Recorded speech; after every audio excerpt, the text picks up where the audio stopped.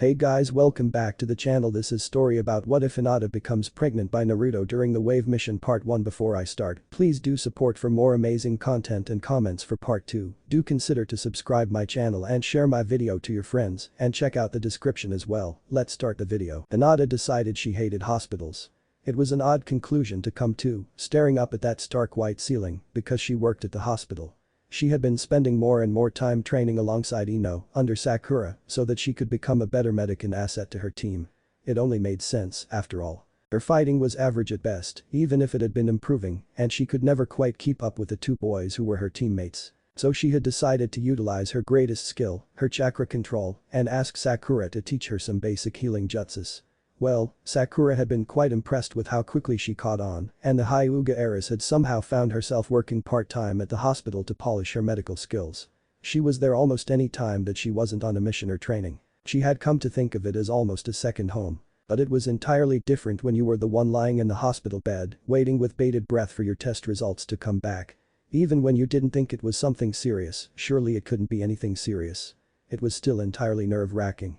Hinata had never been more glad that she'd always treated her patients with the utmost kindness and care. Because the whole experience was frightening enough without having a grumpy doctor taking care of you. And grumpy was the only word to describe the irritable, balding man who gave her a quick examination, drew some blood, and sent it down to the lab, while tersely telling her he'd have the results back in about an hour. That he doubted it was anything serious, probably just hormones. His explanation would have been comforting had he not looked the whole time like he'd just smelled something decidedly unpleasant. But that was the same thing Hinata had thought anyway. Hormones. Because what else would cause these symptoms? She had noticed 2 months ago that she'd missed her period and decided to ignore it. It wasn't uncommon for Kunoichi to occasionally miss due to stress and/or trauma from their job. Since both had affected her greatly as of late, she'd continued on like nothing was wrong. Then the next month came and she missed again. Again she ignored it. She'd never had a particularly regular cycle anyway. She'd missed a few times before over the years, and when she was younger she used to have prolonged periods that would sometimes last for 2 or 3 weeks. When she'd gone to the doctor then, she'd been given a simple one-word explanation. Hormones. And she'd been put on medication to help regulate her as much as possible. Since that was undoubtedly the problem again this time, she went about her daily life and everything was fine. The second symptom was nausea, normally in the morning just after she'd woken up. The past 2 weeks or so it had seemed to hit her every few days, and she found herself having to skip breakfast for fear of losing it. Then finally just 3 days ago, she had vomited the remains of her dinner from the previous night. Again, she figured it was just a side effect of the stress she'd been under lately. Then earlier that day she'd been training in the Hyuga compound with Neji when something more alarming than a missed period and vomiting happened. Her chakra had suddenly sputtered wildly, making it nearly impossible to control, and then gone out completely. The whole ordeal lasted maybe a total of 10 seconds, but it was enough for Neji to land her with a roundhouse kick that would make Lee proud, but that she should easily have blocked and send her flying across the training grounds. After being stunned momentarily, she pulled herself to her feet and found her chakra had returned and was acting normally again. She was relieved, undoubtedly, but concerned it had ever happened at all. An uninjured ninja's chakra was not supposed to falter like that. So after smiling sweetly at her ever-stoic cousin as he told her that she needed to pay more attention in a fight, she had rushed to the hospital, intent on getting whatever was wrong exactly fixed. Again, it was probably all due to her hormones and small bodily changes and whatnot, but if it messed with her chakra on a mission, it could be a serious hazard. She had to see a doctor. This was what led her to where she was now, laying on her back in a hospital bed, wondering just how much longer her tests would take. She had already ended her training with Neji early, and though he didn't say anything about it, she could tell he was greatly annoyed. After all, he had given up an opportunity to train with his old genin team to train with her instead. Then she had promised to meet Kiba and Shino for dinner at 6:30, a time which was rapidly approaching. She didn't need to upset more than one friend that day, so she hoped the doctor would hurry up, get the results, and then either give her a shot or throw some pills at her to regulate whatever crap her body was messing up. She heard footsteps in the hall approaching, followed by the turning of the doorknob, and couldn't help but smile a bit. Maybe she wouldn't be late for dinner after all. She sat up, making sure she was fully alert so she could get through this quickly, but found herself frozen in shock when the Hokage walked in, instead of the angry little man who had examined her earlier. Tsutsune-sama. The blonde woman stared at her for a moment before approaching the bed slowly, giving her the oddest look. Hinata stared right back, trying to figure out what was going on. And what was that expression? Why was the head of the hospital here at all? Unless something was wrong. Something that went beyond just hormones. Hinata, the woman said finally, softly. Very soft. Motherly. Oh Kami, was she dying? I have the results of your tests back. I'm not sure how you'll take the news. HInata felt her eyes widen the more the woman spoke. Not sure. Wasn't this kind of news normally good or bad? There was an in-between. HInata, you're pregnant. Oh, well yes, that could be considered an in-between. After all, whether the news was good or bad depended completely on the person and their situation and whether or not it was expected and what the hell. Pppppp, she couldn't even get the word out. A mistake. That's it had to be a mistake. Or a joke. A very, very bad joke.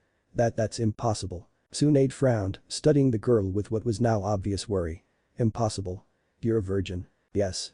The girl paused, realization slowly dawning on her face.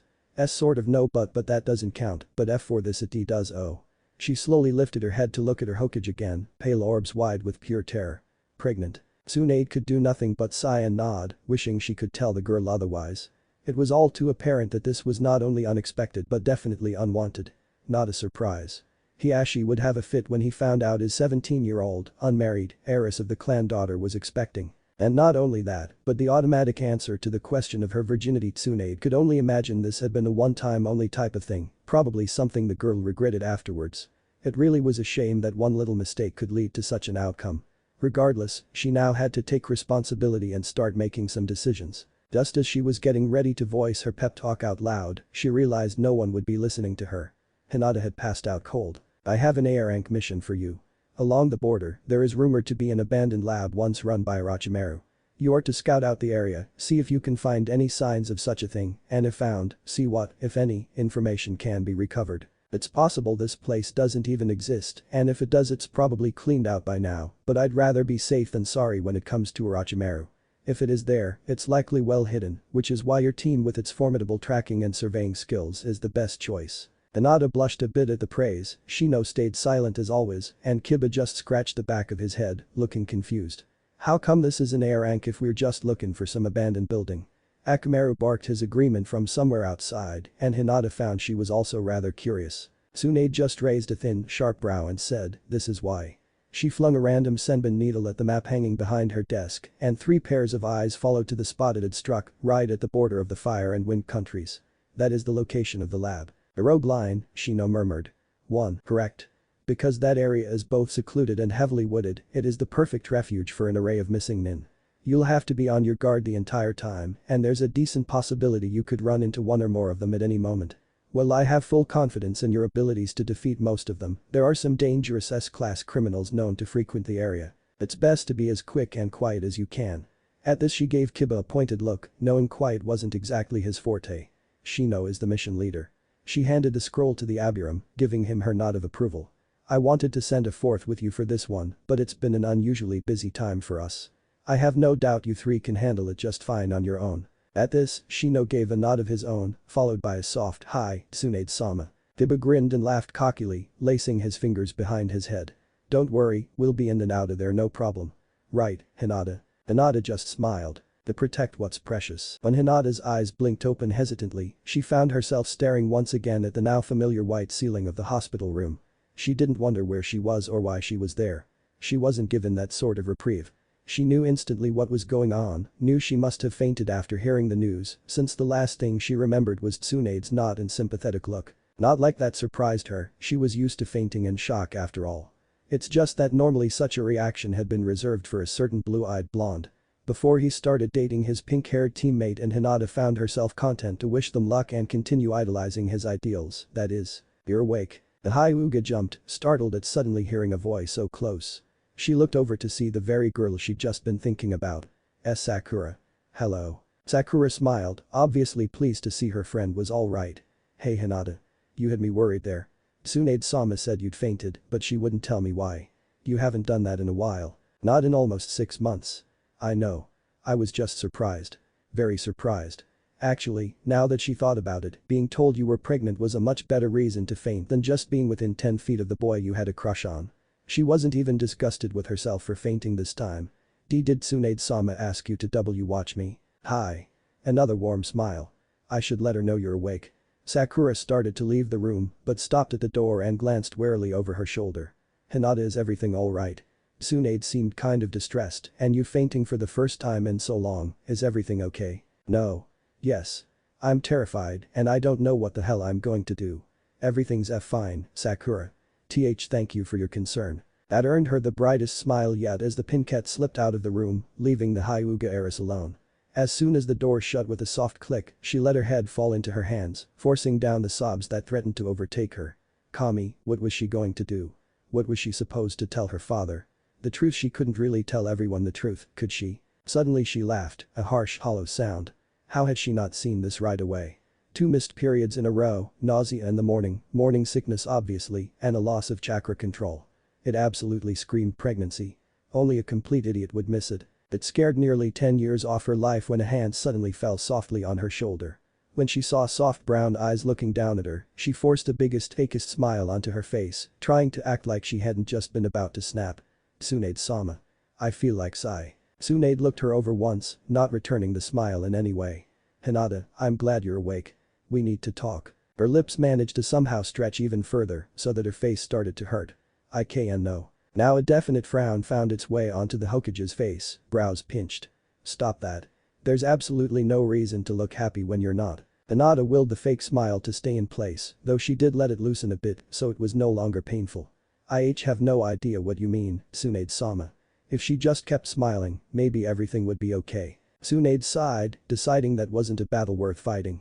Anyway, there are a few things we need to discuss. You have 3 main options here. First, you can carry the baby to term and then keep and raise it. If you're worried about being a mother at your age, with your situation, you can always carry it to term and then give it up for adoption, either in Konoha or outside if you want. Your third option is to simply terminate the pregnancy. There was a gravid silence after she was done, while Hinata slowly digested all that was said, the smile long gone by now. Terminate? Why, you mean abortion? A nod. Hinata blinked. Abortion would solve so many problems. No one would ever have to know she was pregnant in the first place, only the Hokage and that irritable little doctor who'd examined her. And they were doctors, sworn to secrecy. Her father would never know, her friends, her clan, but you mean KK kill the baby. That is what abortion essentially does. The Hyuga girl paled considerably, hands unconsciously going to cover her abdomen, feeling rather sick to her stomach. This was a baby they were talking about. A harmless innocent baby. A child who'd done absolutely nothing wrong. How could she kill it? I don't think I could do that. She shook her head almost frantically. As much as I wish this wasn't happening right now, I don't think I could kill a baby. 2. Tsunade offered a small proud smile. The choice is yours, and if you change your mind the procedure can be done here. The whole process would take about 20 minutes, and as a doctor I'm obligated to inform you that it would be perfectly safe for you, health-wise personally, however, I don't think I could ever kill my baby either. Hinata felt herself tense up at the choice of wording the woman had just used. She'd said my baby. I don't really think of it as mine, Hinata said slowly, knowing that sounded stupid since obviously it was hers, but Tsunade just smiled patiently. You will. Hinata stared. Regardless, if you truly don't want to choose abortion, you'll obviously be carrying the baby to term. Again, everything can be taken care of here. You'll be excellent practice for Ino. The girl slowly lifted her eyebrows, wondering what her blonde friend had to do with this. Excuse me. Ino wanted to try going into gynecology and prenatal care. I think it will be easier on both of you to have a friend be there for your first time. Don't worry, I'll be watching over her shoulder the whole way. Oh, so Ino would be her doctor. Okay, that would make things easier unless Ino thought she was a whore, which would be bordering on ironic. About the father. Hinata jerked at those words, alarm bells going off violently in her head. She couldn't talk about this, not yet. She didn't know what she wanted to do yet, didn't know if she wanted to tell the truth. She needed more time to think, to weigh all the pros and cons before making a decision. Amano, you don't have to tell me who it is, Tsunade continued, sensing the girl's trepidation.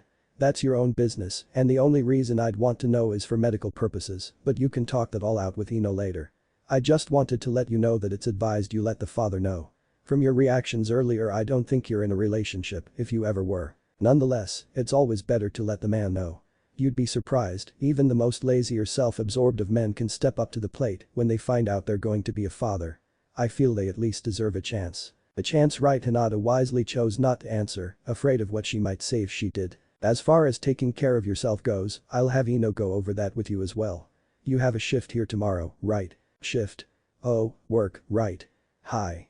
IS start at 1 o'clock, get off at 9.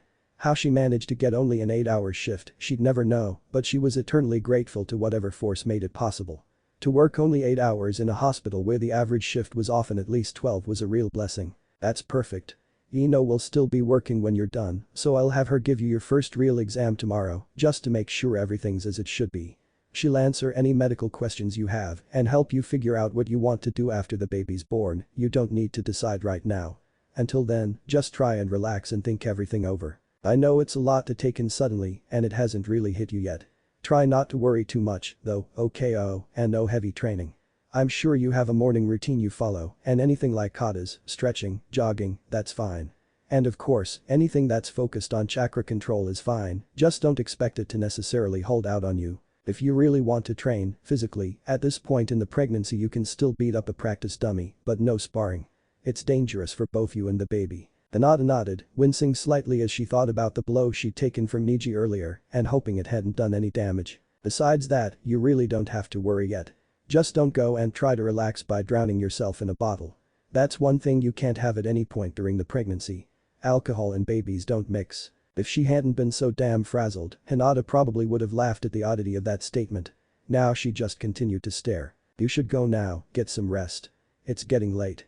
I'll let Ino know she has an appointment with you at 9 tomorrow, and don't worry, she added, seeing the uncertainty on the Hyuga's face, she'll keep it to herself. I know she's a gossip, but even she knows where to draw the line. If she ever disclosed patient information she'd be out of a job, you know that. More staring, a slight nod. Well, go on then, get out of here.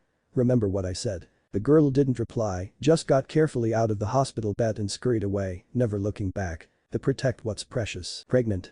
She was pregnant. She had a baby, a life, growing inside of her. Shit, how had this happened? What was she supposed to do now? And when the hell had it gotten dark out? She glared absently at the sky, cursing it for being night. She could tell by the emptiness of the streets it was late, probably close to midnight, meaning there was a decent chance she'd need to explain herself when she got home. Never mind the fact that she was a perfectly capable Chunin, no longer a child in anyone's eyes, because we couldn't have anything happen to the clan's precious heiress now. What a joke, no one in the clan even liked her. And they certainly weren't going to change their tune when they found out she was pregnant. And that was the big problem. The clan. That was the biggest concern when it came to what she should do about the baby. If she hadn't needed to take the clan's oh so important opinion into consideration, she knew what she would do. She'd take the money she'd saved up from her missions since she was a genin, and she'd saved quite a lot by now, buy herself a simple, small apartment with a fairly low rent, continue her work at the hospital as long as she could throughout her pregnancy, have the baby, and then raise the damn thing.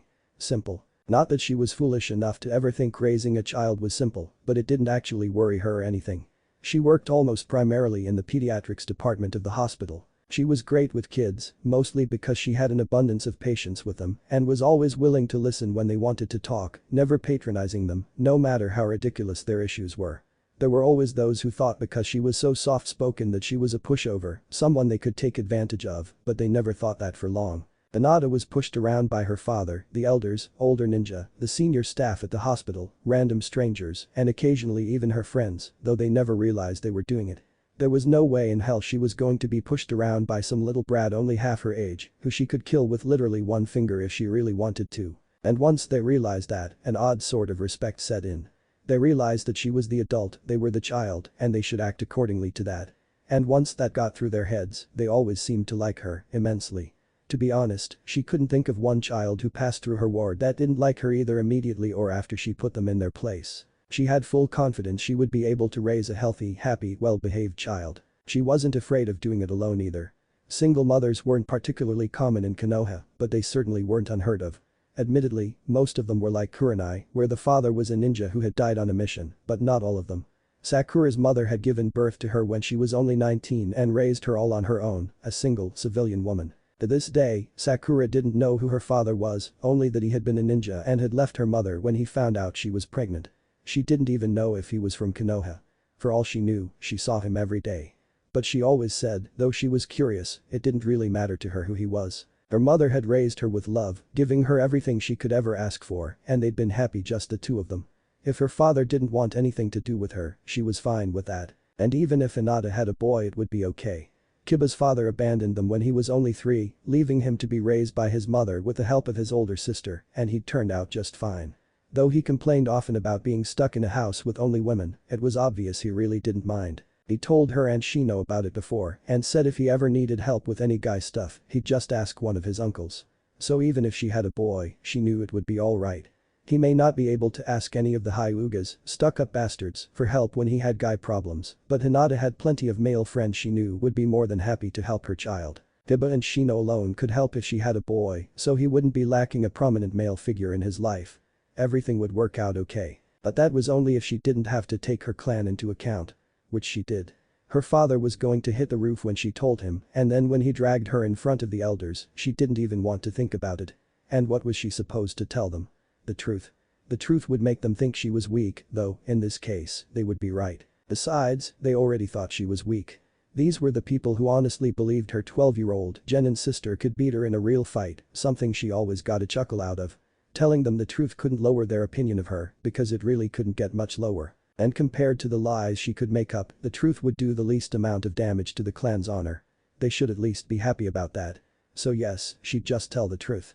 And then, regardless of any action they decided to take, she would keep the baby, because unexpected or not it was her responsibility, and she would care for it, no matter how it got conceived. She didn't give a crap what anyone else thought, oh no, what other people thought. It didn't matter to her what people thought of her, she wasn't generally well thought of anyway. But the baby was another matter entirely. If people knew the truth, and the elders would make sure everyone knew the truth so as not to dishonor the clan too badly, how would they look at the baby? Even worse, how would the baby look at itself? If she lied, said the baby was a result of a one-night stand or something, most of the backlash would be placed on her. She would endure the wrath of the clan, the rumors, the people, ninja and civilian alike, talking about her.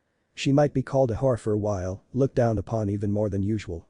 But for the most part, the baby would be free from it all. It might occasionally deal with a few whispers behind its back, maybe some taunts from other children for not having a father, but that was it. Again, it would be like Sakura, and she was no worse for wear. But if everyone knew the truth, instinctively, her arms came up to wrap around her stomach and protect the child growing inside, just as they had back at the hospital. She silently vowed right then and there that no one would ever learn the truth. She would never let that happen to the baby.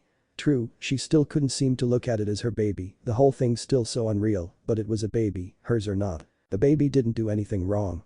A baby was the only thing in the world that was truly innocent. It didn't choose how it came into existence, it didn't choose its parents, it didn't choose anything. It was blameless, and she wasn't about to let an innocent baby be ruined for life because of something that wasn't its fault. This was all Hinata's own fault for being weak in the first place. And she would take the blame. Hinata-sama. She jumped, uttering something akin to a squeak before she could stop it. Looking quickly over her shoulder, she saw her cousin staring at her, pale eyes bland and cold as ever. Neji and Niacin. Why did people insist on sneaking up on her today? For a moment they stared each other down, and she wondered why he was there. Had her father sent him to find her? If he had, she'd be downright furious, not that she'd ever let it show. She did not need a damn babysitter. And it wasn't like her father was actually worried about her anyway. He never worried about plain little Hinata, the only thing on his mind was protecting the heiress for the good of the clan. Then again, with the bomb she was about to drop on him, she wouldn't be the heiress for too much longer, and she couldn't really say that bothered her. Neji gracefully took a seat on the bench next to her, and she couldn't help think that everything he did was graceful. It was certainly a contrast to her inherent clumsiness she seemed to have for anything but fighting. And did he really need to sit right up against the armrest of the bench, as if to put as much distance between them as possible? Ami forbid any part of them accidentally touch or anything. After all, maybe her weakness was contagious and would rub off on the clan's proud prodigy. What are you doing here, Niacin? He looked her over carefully, as if trying to detect a trick in her question. She hated the way he always did that. I followed you. He followed her. She vaguely looked around, only now acknowledging where exactly she was. She was sitting on a bench beneath a very lovely sakura tree in the park. On the opposite side of Konoha from the Hyuga compound. Had she really been so distracted when she left the hospital that she'd walked in the opposite direction of her home? Apparently. Followed me from where? Cold orb surveyed her again. The hospital. Oh. Wait, how did you know I was there? He frowned a bit at this, and she wondered if she'd somehow managed to insult him. It really wasn't all that difficult, he could be quite sensitive. Shino and Kiba stopped by the compound looking for you when you didn't meet them at the designated time. Since it was unlike you to skip out on your teammates, I decided to find out where you were. Then when I found you at the hospital, I was informed you wouldn't be there long, so I waited for you to come out. Then I followed you here. She blinked. If Shino and Kiba had shown up when she didn't meet them for dinner and then Neji had tracked her down, even if he'd taken his time in finding her, he still must have been waiting for her for at least 4 hours. Why didn't you say anything when I came out? Why did you just follow me like a creepy stalker? He looked away, seemingly very interested in the darkness across the park, and if HInata hadn't known better, she would have said he was embarrassed. You seemed perturbed when you came out and then proceeded to walk in the opposite direction of the compound. I thought that maybe you wanted some time alone to think. Well, he had thought right. Who knew Neji of all people could be so considerate? I did need some time to think.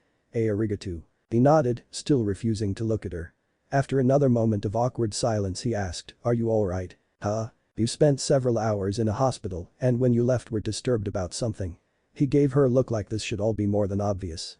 Is everything alright? Oh why yes, everything's fine. Or rather, it will be. A thought suddenly hit her and she turned to him with a sheepish smile. I'm afraid I won't be able to train with you tomorrow as P planned. She'd forgotten until right then that she'd promised to do so before her shift, so really it was a good thing he'd followed her, because she knew he'd be downright pissed if she didn't tell him until the next day. His brow furrowed and his jaw twitched a bit. You're not allowed to train. No well, I can do some light training, but nothing you'd want to do. Neji's training was intense, always. Light training wasn't in his vocabulary, a product of his own drive to be some kind of super ninja and being on Guy's team for so long. HInata was content enough, however, knowing she couldn't risk anything harming the baby. She'd probably take the opportunity to beat up that practice dummy like she was told she could while she was still permitted. Once she got far enough along, even that would be too much. The older Hyuga's eyes narrowed and he looked her over very closely before abruptly looking away. He stared hard ahead and HInata watched as he laced his fingers together, placing his hands in his lap, squeezing them tightly. Did I hurt you? HInata stared stupidly, sure she had just heard wrong. Excuse me? He glanced over quickly before resolutely looking away again and his hands tightened around each other. Did I hurt you? When she only continued to stare, he elaborated. After I kicked you, you left and went to the hospital. Now something's wrong with you. Did I hurt you? Oh. He was worried this was all his fault. Of course he was, she'd be worried too if their roles were reversed. It's fine, you've done nothing to get in trouble. Now he looked at her as if she'd lost her mind. What? She smiled, trying to look friendly. You're worried about my father and the elders if you'd hurt me. But it's fine, what's wrong with me has nothing to do with you. His lips thinned and unlike before, she was now positive she had insulted him. She knew that tight look anywhere, like he wanted to yell and was very forcefully restraining himself. Mentally she cursed. Did he think she was trying to imply he was afraid of the elders? Because she wasn't. It was just a pain in the ass to have to deal with a bunch of pompous, pissed off old men. They both knew that. All she'd been saying was that he wouldn't have to go through the hassle. Maybe she should have explained herself better. I wasn't asking for the sake of the elders, Hinata-sama. She inwardly breathed a small sigh of relief. Oh good, he didn't think I was calling him a coward or something, but if that wasn't why he asked was he actually worried about me? Normally she wouldn't think anything of the sort, but if it wasn't because he was worried about the clan, what else could it be? Maybe he'd actually felt a little bit guilty thinking he'd hurt her again. Gee Gomen. I didn't. If it wasn't me, then what's wrong? Well now, that was one question she most definitely wasn't ready to answer. But, of course, she always had been a horrible liar. Best to go with a half-truth. It's nothing much, just my chakra faltered on me. Hormones, haha. And it was hormones. Pregnancy hormones. Hormones. One delicate brow rose, and he fixed her with a somewhat incredulous look. Aren't you a little old for that? Tenten informed me that only happened within the first 3 years or so of a girl's cycle. HInata wasn't sure she wanted to know just how Neji and Tenten had gotten on that topic of conversation, but she cursed them both to hell for it. And he was right, for the most part it did only happen during the first few years, when the girl's body was going through the most changes. But that was only for the most part. There were exceptions to every rule. I can know, I was kind of surprised too. It happens, though. She couldn't force herself to meet his curious gaze. Yes, I suppose so. He was examining the nothingness in front of him once more. Her eyes fell to the hand still clenched in his lap and she was startled to see the knuckles turning white with the force of their grip on each other. Neji's face might have been just as calm and collected as always, but he was in truth very uncomfortable. Why exactly she wasn't sure, but then again, he seemed to be uncomfortable most of the time he was alone with her. She knew he really couldn't stand her. Shall we head back now, Hinata-sama? The girl bit her lower lip and nodded, unable to stop staring at his hands. Why did he hate her so much? What was it about her that always made him turn away? Was it still that crap about the houses? It certainly shouldn't be, he knew by now that they both suffered constantly at the hands of the elders, her even more than him. The only difference between them was that stupid curse mark on his forehead. As they walked back across the dark quiet village, she found herself wringing her own hands, all worries about the baby shoved to the back of her mind as her attention focused on the boy next to her. And he was walking next to her just far enough away that even if she stretched out her arm, she wouldn't be able to touch him. She understood he liked his personal space, but no one stayed that far away from the person they were supposed to be walking with. Jerk. She couldn't even begin to fathom just why he disliked her so much. Ever since the Chunin exams, he'd been relaxing more and more among the rest of their friends, would smile and laugh with them, let them into his life, if only just a little. With her though, he put up a very solid brick wall, doing everything he could to keep her out. It wasn't as if they just couldn't get along. Their personalities were different undoubtedly, but they didn't clash that badly. At least, not to her they didn't. But then again, why should she dislike him? He was a strong, capable, confident shinobi. She, on the other hand, was a weak, clumsy, insecure little girl. Yes, she had rightfully earned the rank of Chunin. Yes, she was continuing to steadily improve. Yes, she'd already passed the low expectations most people had set for her. But compared to him, compared to the Hyuga Neji, prodigy of the Hyuga clan, she was nothing. And yet she was the clan heiress, she was the one who would eventually take over everything. And she figured that was why she annoyed him. Still, she couldn't help wish things could be like they were when they were children. When he was still a sweet little boy, eager to play with his younger cousin. When he took all of her faults in stride, told her after her father's harsh words made her cry, that it didn't matter if she was weak because he would protect her. How had that amazing child turned into the cold young man walking next to her today? And after everything they'd been through together, how was he able to so easily ignore that she existed the majority of the time? How could he put up such an impersonal front? It often made her wonder if he even remembered all the time they'd spent together all those years ago. She knew it was a long time ago, but she remembered it clearly, and she was younger than him. Was he really so able to forget? They reached the compound, exchanging polite greetings with the guards on shift, and Neji dutifully walked her all the way to her room.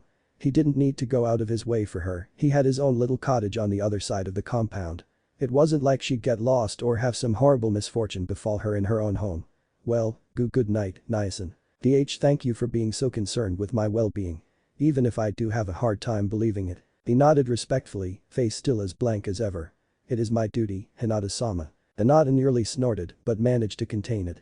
His duty. Yes, in the end it was his duty to watch over her. What a fucking laugh. He turned to go as she opened her door, but stopped after a few paces, glancing back over his shoulder. Oh, Hinata-sama, if you'd ever like to share what's really wrong, please feel free to find me. Hinata stared wide-eyed at his back as he left, not sure whether she should laugh or cry. So he hadn't believed the crap about hormones after all. Couldn't he just be gullible for once? Bastard. Going into her room, she laid down on the bed, drawing her knees up as close to her chest as possible and wrapping her arms protectively around herself. She knew she was dirty from training earlier, that she should at least rinse off in the shower, but at the moment there was no force on earth that could make her move from her current spot. She was tired and stressed and confused and frustrated and annoyed with her damn older cousin and his aloof perceptiveness. And she decided then that yes, crying did seem the best solution to her problems at the moment. So she allowed the tears to fall freely, making no attempt to stop them, just allowing herself to openly cry in a way she very rarely did. She knew it was weak and pathetic, but at the moment she just couldn't bring herself to care. Hinata's day had been tiring. After a very restless, nightmare-filled sleep, she'd woken to horrible morning sickness that prevented her from eating breakfast. Then, once the nausea had finally passed, she'd spent some time meditating and stretching, followed by beating the crap out of 3 practice dummies on the Hyuga private training grounds. Or at least they had been practice dummies. Now they were really no more than piles of rubble, a result of her recent frustrations. At noon she went inside to clean up and eat lunch before her shift. After her shower, she found herself standing naked in front of the mirror, frowning at her reflection. Activating her Byakugan, she frowned even more at the bright little ball of condensed chakra sitting in her abdomen. How had no one noticed this? She knew why she hadn't noticed it herself. How often did she actually bother to use her Kekkei Genkai and examine her own body? The answer to that was never. But why hadn't anyone else in her family noticed? She knew the answer to that too. It was considered horribly impolite to activate your Byakugan indoors, so rarely did you ever find anyone with their Kekkei Genkai on in the compound unless they were training. And the only people Hinata ever trained with were her sister and Neji. It had been ages since she'd trained with her father, and with the exception of the day before, she hadn't trained with Neji in months either. He'd been so busy with missions and his new post as Anbu. And when he'd finally trained with her yesterday, he hadn't wanted either of them to use their Byakugan. After a simple warm-up, he had frowned at her, telling her she was getting horribly out of shape. Probably because she was pregnant. In his attempt to start remedying the problem, he said he wanted her to work on increasing her endurance by training with regular hand-to-hand taijutsu, and had then proceeded to knock her around the training area while she tried desperately to keep up. Good thing too. Who knows what he would have done if he'd seen it. Of course, that didn't explain why Hanabi hadn't noticed. They didn't train together often, but they had several times since the baby's conception. She should have seen it. Hinata snorted at that. No, on second thought, Hanabi wouldn't have seen it. Not because she was stupid or unobservant, but because Hinata was so beneath her that she would never have bothered to properly look at her, even when they were sparring. In the kitchen, Hinata was joined, much to her dismay, by aforementioned sister who had just come in from training with their father. As soon as she walked in, Hinata felt herself tense, really not in the mood to deal with her. There was only one child in all of Konoha Hinata could never stand, and that was her 12-year-old sister. And again, it all went back to the whole respect thing. Hanabi would never respect Hinata because she'd spent the better part of her life being told by their father and the elders that she didn't have to, that she was better than her shy, quiet older sister.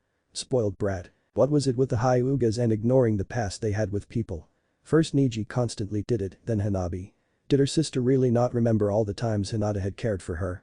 The way she'd always been a little mother to her sister because their real mother had died when Hanabi was born? Did the girl truly not remember all the nights she'd been afraid and called for her big sister to come help her?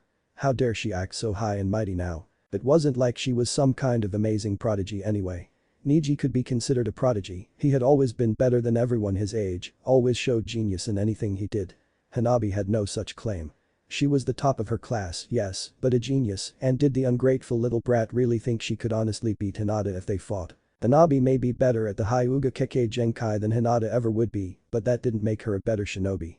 Hinata knew her Byakugan was weak, had invented new techniques for herself in order to use it to its fullest potential, had spent more time learning other ninjutsu, taijutsu, jinjutsu, and lately medical jutsu techniques to make up for her lacking in that area. Furthermore, she was a full-fledged chunin and had earned the right to be recognized as such.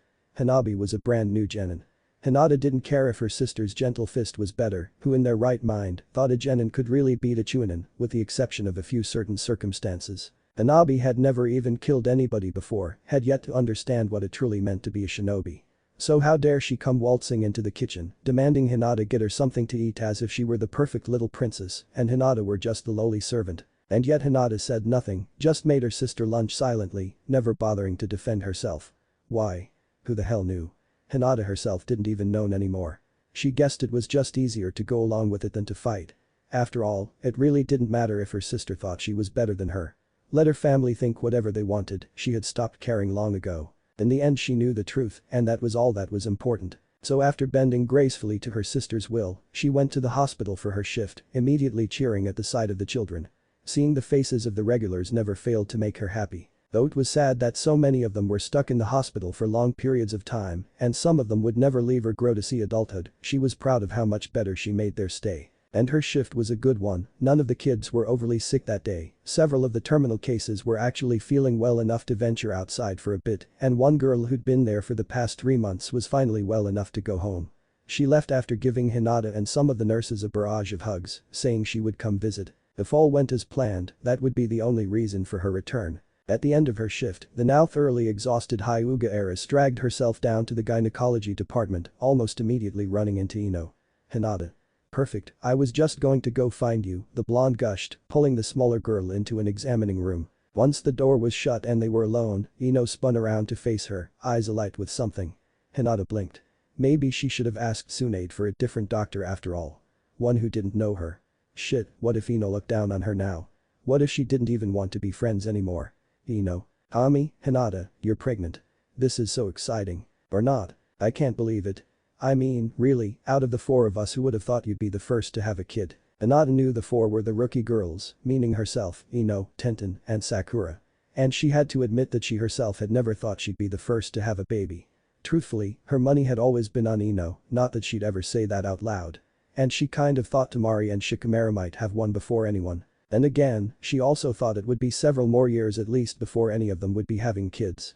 So much for that. To be honest, I kinda always thought you were still a virgin. Not that that's a bad thing, she added almost hastily, flipping her ponytail over her shoulder as she moved about the room. Nothing wrong with saving yourself for marriage or whatever. Nothing wrong with not saving yourself either, of course. Especially for Kunoichi. Hinata shuddered a bit, trying not to think about that whole subject. She wished so much now that she hadn't been saving herself. If she hadn't, maybe it wouldn't be so bad. Anyway, let's take a look at this little sucker, huh? Ino placed her hands over Hinata's abdomen, palms lighting up with green chakra. She shut her eyes for a moment, concentrating, and then a huge smile broke out across her face. There he is. Or she. What do you want, a boy or a girl? HInata waited for a moment, making sure her talkative friend actually wanted an answer, before saying softly, either is fine, but a G-girl would be easier, I think. Ino nodded sagely, apparently agreeing. Girls are much calmer than boys most of the time. At least until puberty, that is. HInata hadn't been thinking of it that way when she said she wanted a girl, she'd only been looking at it from the standpoint of a single mother, but Ino was right. Boys might be more of a handful when they were younger, but teenage girls were insane. Ino bit her lower lip, concentrating hard again before saying confidently, I'd say you're around 9 weeks already. That sound about right to you? HInata nodded vaguely. It had to be right, she'd only ever had sex once. Awesome, I didn't realize you were so far along. Now I get to use the equipment. The dark-haired girl couldn't stop her frown at hearing those words. Equipment. MMHMM. But first you need to answer some questions for me. And so HInata answered numerous questions about her own health, the side effects the pregnancy had already caused, how she'd been training hard up until yesterday. Ino jotted it all down on her clipboard, being very professional about the whole thing, and HInata found herself relaxing against her will. This wasn't really so bad. Now, what about the father? Okay, so it was horrible. HInata looked away, pressing her fingers together, before practically whispering, it was just a one-night stand. He's not around anymore. Ino nodded, blue eyes both compassionate and understanding as she put her hand on her nervous friend's shoulder. Don't worry, HInata, I've been there.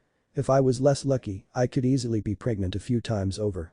But we're all here to help you with anything you need. HInata nodded, still unable to look the blonde in the eye, but smiling nonetheless. The we was the rest of the Konoha 12, and she knew for the most part that was true. Even if the others didn't take the news as well, or happily, as Ino had, they still wouldn't abandon her. They were her friends. Is there any way he would be willing to come in for like a half an hour, though? Ino continued. Just once, just so I can get some background history on him. You know, make sure he doesn't have any family history of certain diseases, stuff like that. It won't take much time, and it would really be beneficial to the baby. HInata shut her eyes and shook her head. You're sure? I mean, if he refuses there's nothing you can do about it, but maybe if you ask him, he's dead.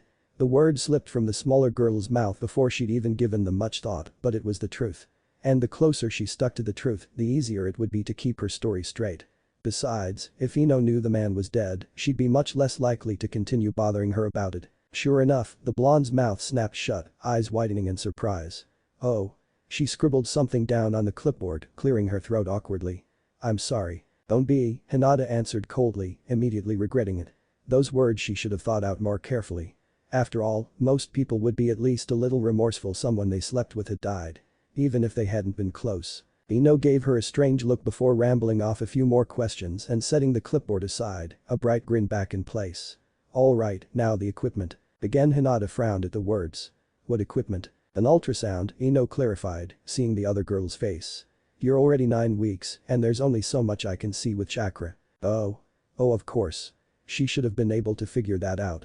She was a medic after all, whether this was her field or not. Now I won't be able to determine the sex yet, the Yamanaka continued, pulling the cart with the ultrasound machine closer to the bed as HInata lay back, but you will be able to actually see the fetus by now. It'll even look somewhat human. And we should be able to hear the heartbeat. HInata just stared blandly. Oh come on, Hina. Ino pouted, actually stamping her foot. You're about to see your baby for the first time. You should at least be as excited as I am. The Hyuga tried to smile for her friend but failed miserably. How could she be excited about something unwanted that had all the potential to ruin her life? She wasn't going to get upset about it, she wasn't going to try and weasel her way out of it, and she certainly wasn't going to blame the child itself. But that didn't mean she could be happy about it. Ino made a frustrated noise, getting the machine all set up and slathering the pregnant girl's abdomen in a cold jelly-like substance. HInata watched this all rather detachedly, just waiting for Ino to get the checkup over with so she could go home and sleep. It had been such a long day. There it is. HInata glanced lazily over at the screen and froze. Looks pretty strange, doesn't it? Ino said, laughing a bit at the Hyuga girl's reaction. Like it's half human, half reptile or something. Why yeah. HInata continued to stare, eyes wide as the creature shifted. What was this warm feeling spreading through her chest? Okay, now if I do this. An even thumping sound filled the room and Hinata's breath caught in her throat. She vaguely heard Ino say something else, but she didn't know what. All she could hear was the steady beating of the tiny life's heart. It's so little. That's inside me. Sure is. Ino smiled fondly, truly happy to be sharing this moment with her. It was one of the reasons the blonde had chosen this field. That's your baby. HInata swallowed thickly and felt tears prick the back of her eyes. Yeah. That is my baby. And for the first time, the words felt right. To protect what's precious. Several more weeks passed. Hinata's stressful mood improved greatly and she found herself taking everything in stride, no longer worried about what the future held. Because, regardless of what else it might hold, it definitely held her baby. As long as she could look forward to that, everything else was inconsequential. A day after her first appointment with Ino, she'd woken and gone straight to the Hokage Tower, startling Tsunade awake at her desk and tackling her in a big hug. The blonde woman smiled down at the dark-haired girl and said softly, "So, was I right?" And the girl had nodded emphatically. "Yes. It's mine." She then discussed her future briefly with the older woman, planning some things out. She would continue her regular duties at the hospital until the end of her pregnancy, and after the baby was born she'd get a full paid maternity leave, just like any other new mother. If the baby messed with her chakra too much for her to continue her regular job, quite likely, she would still continue working in the pediatrics ward as a nurse, like the civilians hired. It was a bit of a pay cut, but it was still a steady income and more than she needed. And of course there would be no missions until the baby was born, along with no heavy training of any kind. One bad hit and everything could go horribly wrong. So Hinata made herself a new daily routine of waking, meditating, doing some stretching and kata exercises, doing some basic chakra control exercises, going a short round with a practice dummy, and generally meditating again at the end. This varied, of course, depending on when her shifts at the hospital were and whether or not she was feeling up to the more strenuous activities. Several times morning sickness had lingered long enough to make her forego most of her training for the day, in which case she'd spend extra time meditating and poring over scrolls, anything to feel productive. It was on one of these lazy days, as she sat meditating under a tree in the Hyuga garden, still feeling somewhat queasy, that she felt three familiar presences approaching her. Cracking pale eyes open, she was mildly surprised to see Kiba and Shino standing over her with Akamaru's hulking figure behind them. "Oh, hello. The guards let you in." They never had before. Quite often when she went to meet them she'd heard Kiba's voice, yelling at the guards on duty at the main gate to just let the two boys in, they knew who they were. But rules around the Hyuga compound were strict about outsiders, even if they weren't strangers. "No," Shino intoned, looking at her through dark glass, Neji did. "Oh." Hinata blinked. "Really?" Before she even had the chance to ponder that, Kiba burst out, "Oi, Hinata, how come you never train with us anymore? And why weren't you on our mission the other day? Sakura came with us instead." Hinata forced herself to stay calm and breathe normally, schooling her expression as much as was possible for her. She had been expecting this, even if it came earlier than she thought. Eventually Kiba and Shino would want answers, they were her team, it was only natural. The problem was that she wasn't sure she was ready to give those answers yet. She had been hoping that she'd be able to put it off until physical changes would force her to tell. "Jigomen. It's just she really wished she thought up a good excuse ahead of time. Why didn't you tell us?" Her brain stopped searching for temporary cover stories as she fixed Shino with a startled look. What do you mean?" The boy didn't move and gave her no answer, but he really didn't need to. She knew what he meant. But how? "Hey, what's going on here?" Kiba demanded, knowing he was missing something. "What aren't you two telling me?" Shino's gaze shifted just a bit, the sun glinting almost menacingly off his glasses. "Hinata." The girl in question lowered her head, bangs covering her eyes. His bugs must have sensed it somehow. "Gomenasai. I haven't told anyone yet, and not just you two. I just had a lot of things to work out with myself." Shino nodded in understanding. "Of course. You still haven't told me what's going on." Akamaru barked in agreement with his master. Hinata glanced up shyly, taking a deep breath to steady herself. She could do this. She would have to get used to telling people this anyway, and who better to practice on than Kiba, one of her closest friends. Yes, she could do this. "I'm pregnant." The miffed look that Dog Nin had been wearing was quickly replaced by one of confusion, followed by a mix of shock and horror. "You're knocked up." The Hyuga cringed a bit at both the look and the words, but felt herself relax just a little when she heard Shino's warning, "Kiba." "Ah, my bad." The brunette quickly amended, waving his hands innocently in front of him. "It's just a surprise, that's all."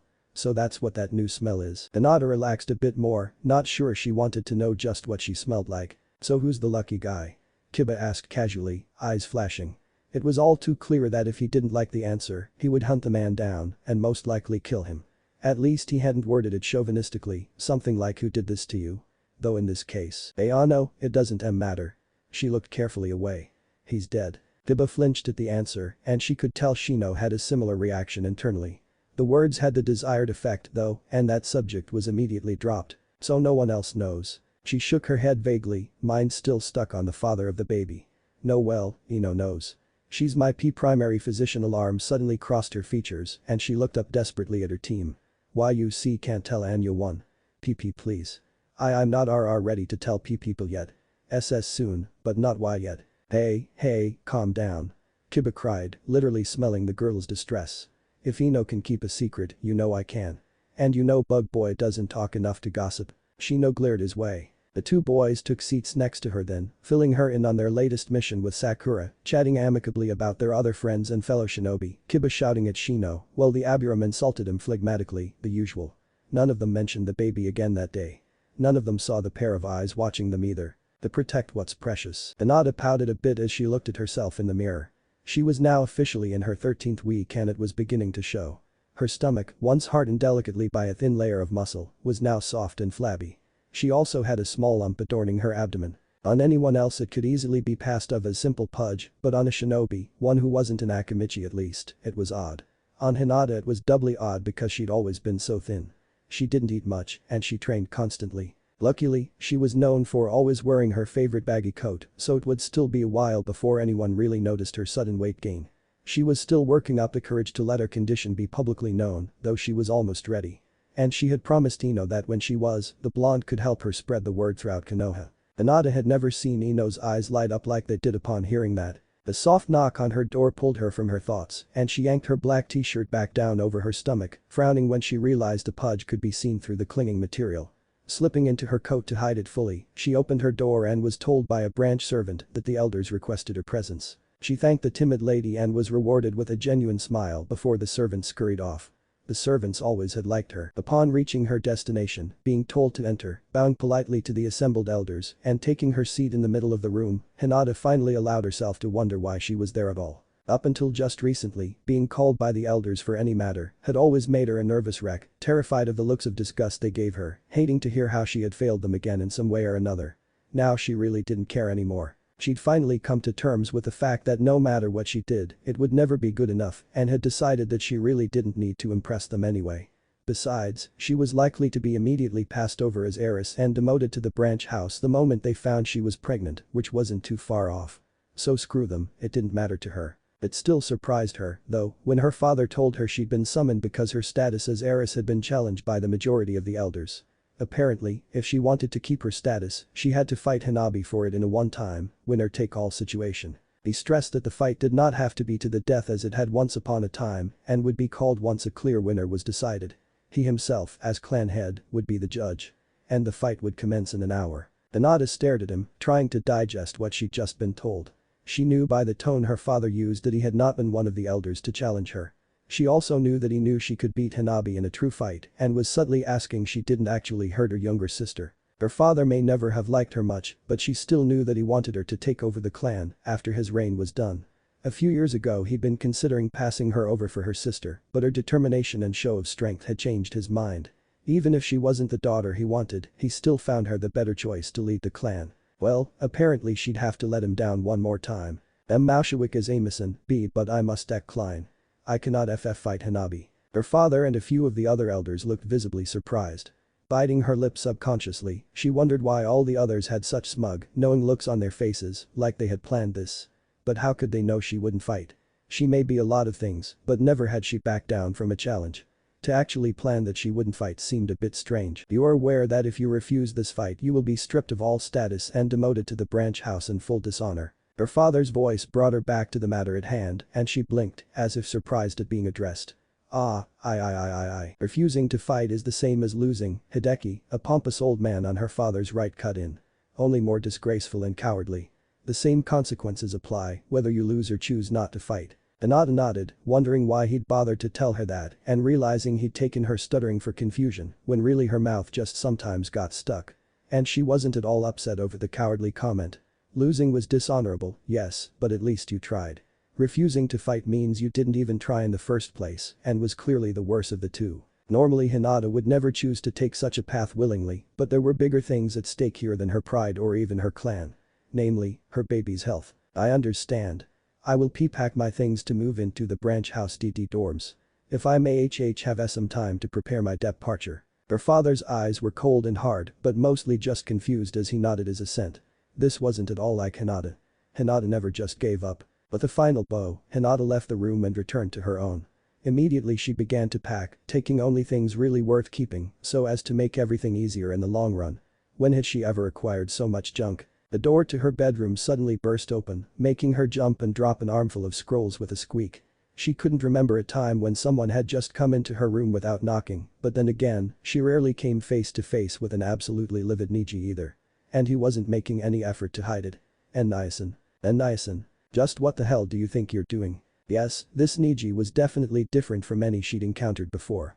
Even at the Chunin exams when he tried to kill her, he'd kept a tight rein on the majority of his emotions. Now he didn't seem to care and they poured out full force, surrounding him with a nearly visible aura. She backed slowly away as he stalked towards her until she hit the wall. She glanced around her room almost desperately, wishing there was a way to escape her cousin's wrath. She wasn't sure why he was so angry, but she couldn't afford to let him attack her. There was no way she'd come out unscathed. You, he continued, still moving towards her, are the heiress of the clan. You have to take over after your father. Why are you running away? She blinked at him, too surprised to be terrified for a moment. He was angry because she was no longer the heiress. They want me to fight Hanabi. I can't do that. I'm sorry, Niacin. He finally stopped walking directly in front of her, keeping her pinned where she was, breaths coming a bit harsher than usual. What do you mean you can't fight her? You don't honestly believe that she's strong enough to defeat you, do you? And then no, then why can you not fight her? Hinata looked away, too afraid to meet his furious silver eyes. This isn't about me, Niacin. Neji gave an incredulous snort. What does that mean? Of course it's about you. And no. There was an almost eerie silence, and Hinata chanced to glance back at her cousin to see why he'd suddenly stopped yelling. His eyes were fixed on her stomach, which her arms had unconsciously raised to shield protectively. Immediately she dropped her arms, but it was far too late. Neji had already seen the action, and he was, after all, a very smart man. One who had already activated his Byakugan and was now staring at the bright little ball of chakra nestled safely in her abdomen. Like lightning his hand snapped to the zipper of her coat, yanking it down and parting the fabric. His lips parted slightly as his hands grabbed the form-fitting black t-shirt underneath, pulling it even more taut against her stomach, exposing the small lump that had never been there before. He slid his hands absently over the bump, as if to be sure his mind wasn't just playing tricks on him, before both came back to rest firmly on her hips. You're pregnant. She couldn't seem to make her voice work, but her wide-eyed look of terror and almost violent trembling were all the answer he needed. She didn't know what she'd do if he tried to hurt the baby. One Jyoken strike to the stomach, hell, one good kick from him could kill it instantly. Can't fight Hanabi, and Niacin. Please, she felt tears prick at the back of her eyes. Please don't hurt my baby. Neji shot her a bit of a glare, though his whole manner seemed to soften now and his tight grip loosened. Well, of course you can't fight her, you're pregnant. Why didn't you just say so in the first place? Hinata blinked. Huh? And Niacin. Did you tell the council this was why you couldn't fight? At the shake of her head, Neji growled lowly in the back of his throat. She flinched a bit at the sound, but he didn't seem to notice. Whose is it? One of your teammates. She blinked, startled, not by the question itself, but by the assumption that the baby was either Kiba or Shino's. Did he think she fancied one of them? And no. Damn. What? Who's then? Shikamaru, Choji Okami, it's not Naruto's, is it? Hinata frowned, instantly reverting back to old habits of defending the blonde. What's wrong with Naruto-kun? Neji's eyes widened almost comically. It's his. What? No, it's not his. A sigh of relief followed that statement and Hinata was about to repeat her question, thoroughly confused. Neji and Naruto were friends, what would be so wrong if he was the father of the baby? I would ask if it was Sai's, but everyone knows he's gay. Well, that was true enough. But it was time to put an end to this pointless guessing game. Ayano and Niacin, you don't know the father. I guarantee it. One thin, delicate brow rose at the statement. Oh. Whose is it then? Hinata glanced away. He's dead. Really? What a shame, Neji said, voice dripping with sarcasm. However, that's not what I asked you. Who is the father of the child? Can't he tell you? Apparently her cousin didn't much like this answer. He scoffed in disbelief, a glare that could kill sent her way. Hinata shivered a bit but held firm. There was no way that anyone would ever know. She wouldn't do that to her baby. Hinata-sama, I'm not going to get angry, I don't really care who it is, Neji said in a clipped tone. But how this situation proceeds depends entirely on your child's lineage. I have to know. The girl bit her lip hard, tasting blood, and shot him an apologetic look. I can't, Niacin. I'm just trying to help you, he added hurriedly, assuming she suspected him of ulterior motives, but she shook her head. I really can't. It's not about me. Understanding dawned on his face, and he shot a quick look down at her abdomen before giving a slight nod. I see. He took a deep breath and shut his eyes, obviously thinking hard. A moment later they opened, and for a second Hinata couldn't help but think how amazing they were. Am I to assume that the father is not from a noble clan? Hinata stared. And noble no. Definitely not. Or at least if he was, he'd been disowned long ago. He let out a tired sigh, closing his eyes again. I was afraid not. That only leaves one choice then. I'm tempted to use Shikamaru's favorite word here. Troublesome. Yes, that one. He absently scrubbed a hand over his face in a very un-Neji-like way. Oh well, nothing more to it, I guess. Come, Hinata-sama, he said grabbing her hand and pulling her out of the room. We need to meet with the elders. Eyebrows disappeared beneath her bangs at the words. The elders. Why? ICC can't fight Hanabi and I know you can't fight her, Hinata-sama, he said in a patient voice, as if he were talking to a child. They can't force a pregnant woman to fight in order to uphold her status, it goes against every shinobi moral there is. You'll be able to get a delay until you've given birth. I will. Hinata felt her heart lighten at his words. She didn't overly care if her sister became head of the clan and not her, but just giving up and walking away from any fight like a coward really bothered her. Not to mention a small, selfish part of her really wanted to see the look on her arrogant sister's face when she shoved it into the ground. But, nice, and it doesn't matter whether or not I fight Hanabi. When the elders find out I'm pregnant, they'll strip my status anyway. They won't. Hinata's face screwed up in confusion. They won't. Just let me handle everything. All you have to do is sit there. Okay, what could he possibly have planned that would save her from disgrace? She had gotten pregnant, out of wedlock, with a person of common blood. There was no way, as the heiress, that she was permitted to do that. As the pair rounded a corner sharply, nearly bowling over an elderly servant, Hinata apologized profusely in the moment she had before Neji dragged her on, she realized her hand was still enveloped in her cousin's much larger one.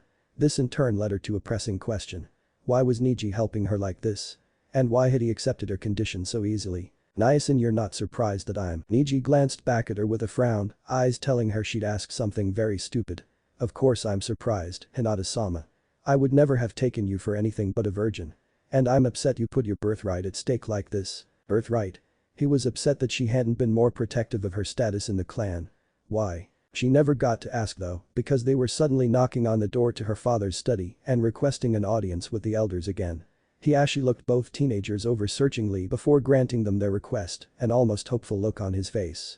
Maybe Neji had managed to talk some sense into his oldest daughter. Once all the old bastards had filed back into the room once more, mostly looking annoyed by the inconvenience, Hinata bowed low and thanked them for granting her a second audience. Except this time she wasn't alone. Neji sat to her right, just behind her as a show of his lower status.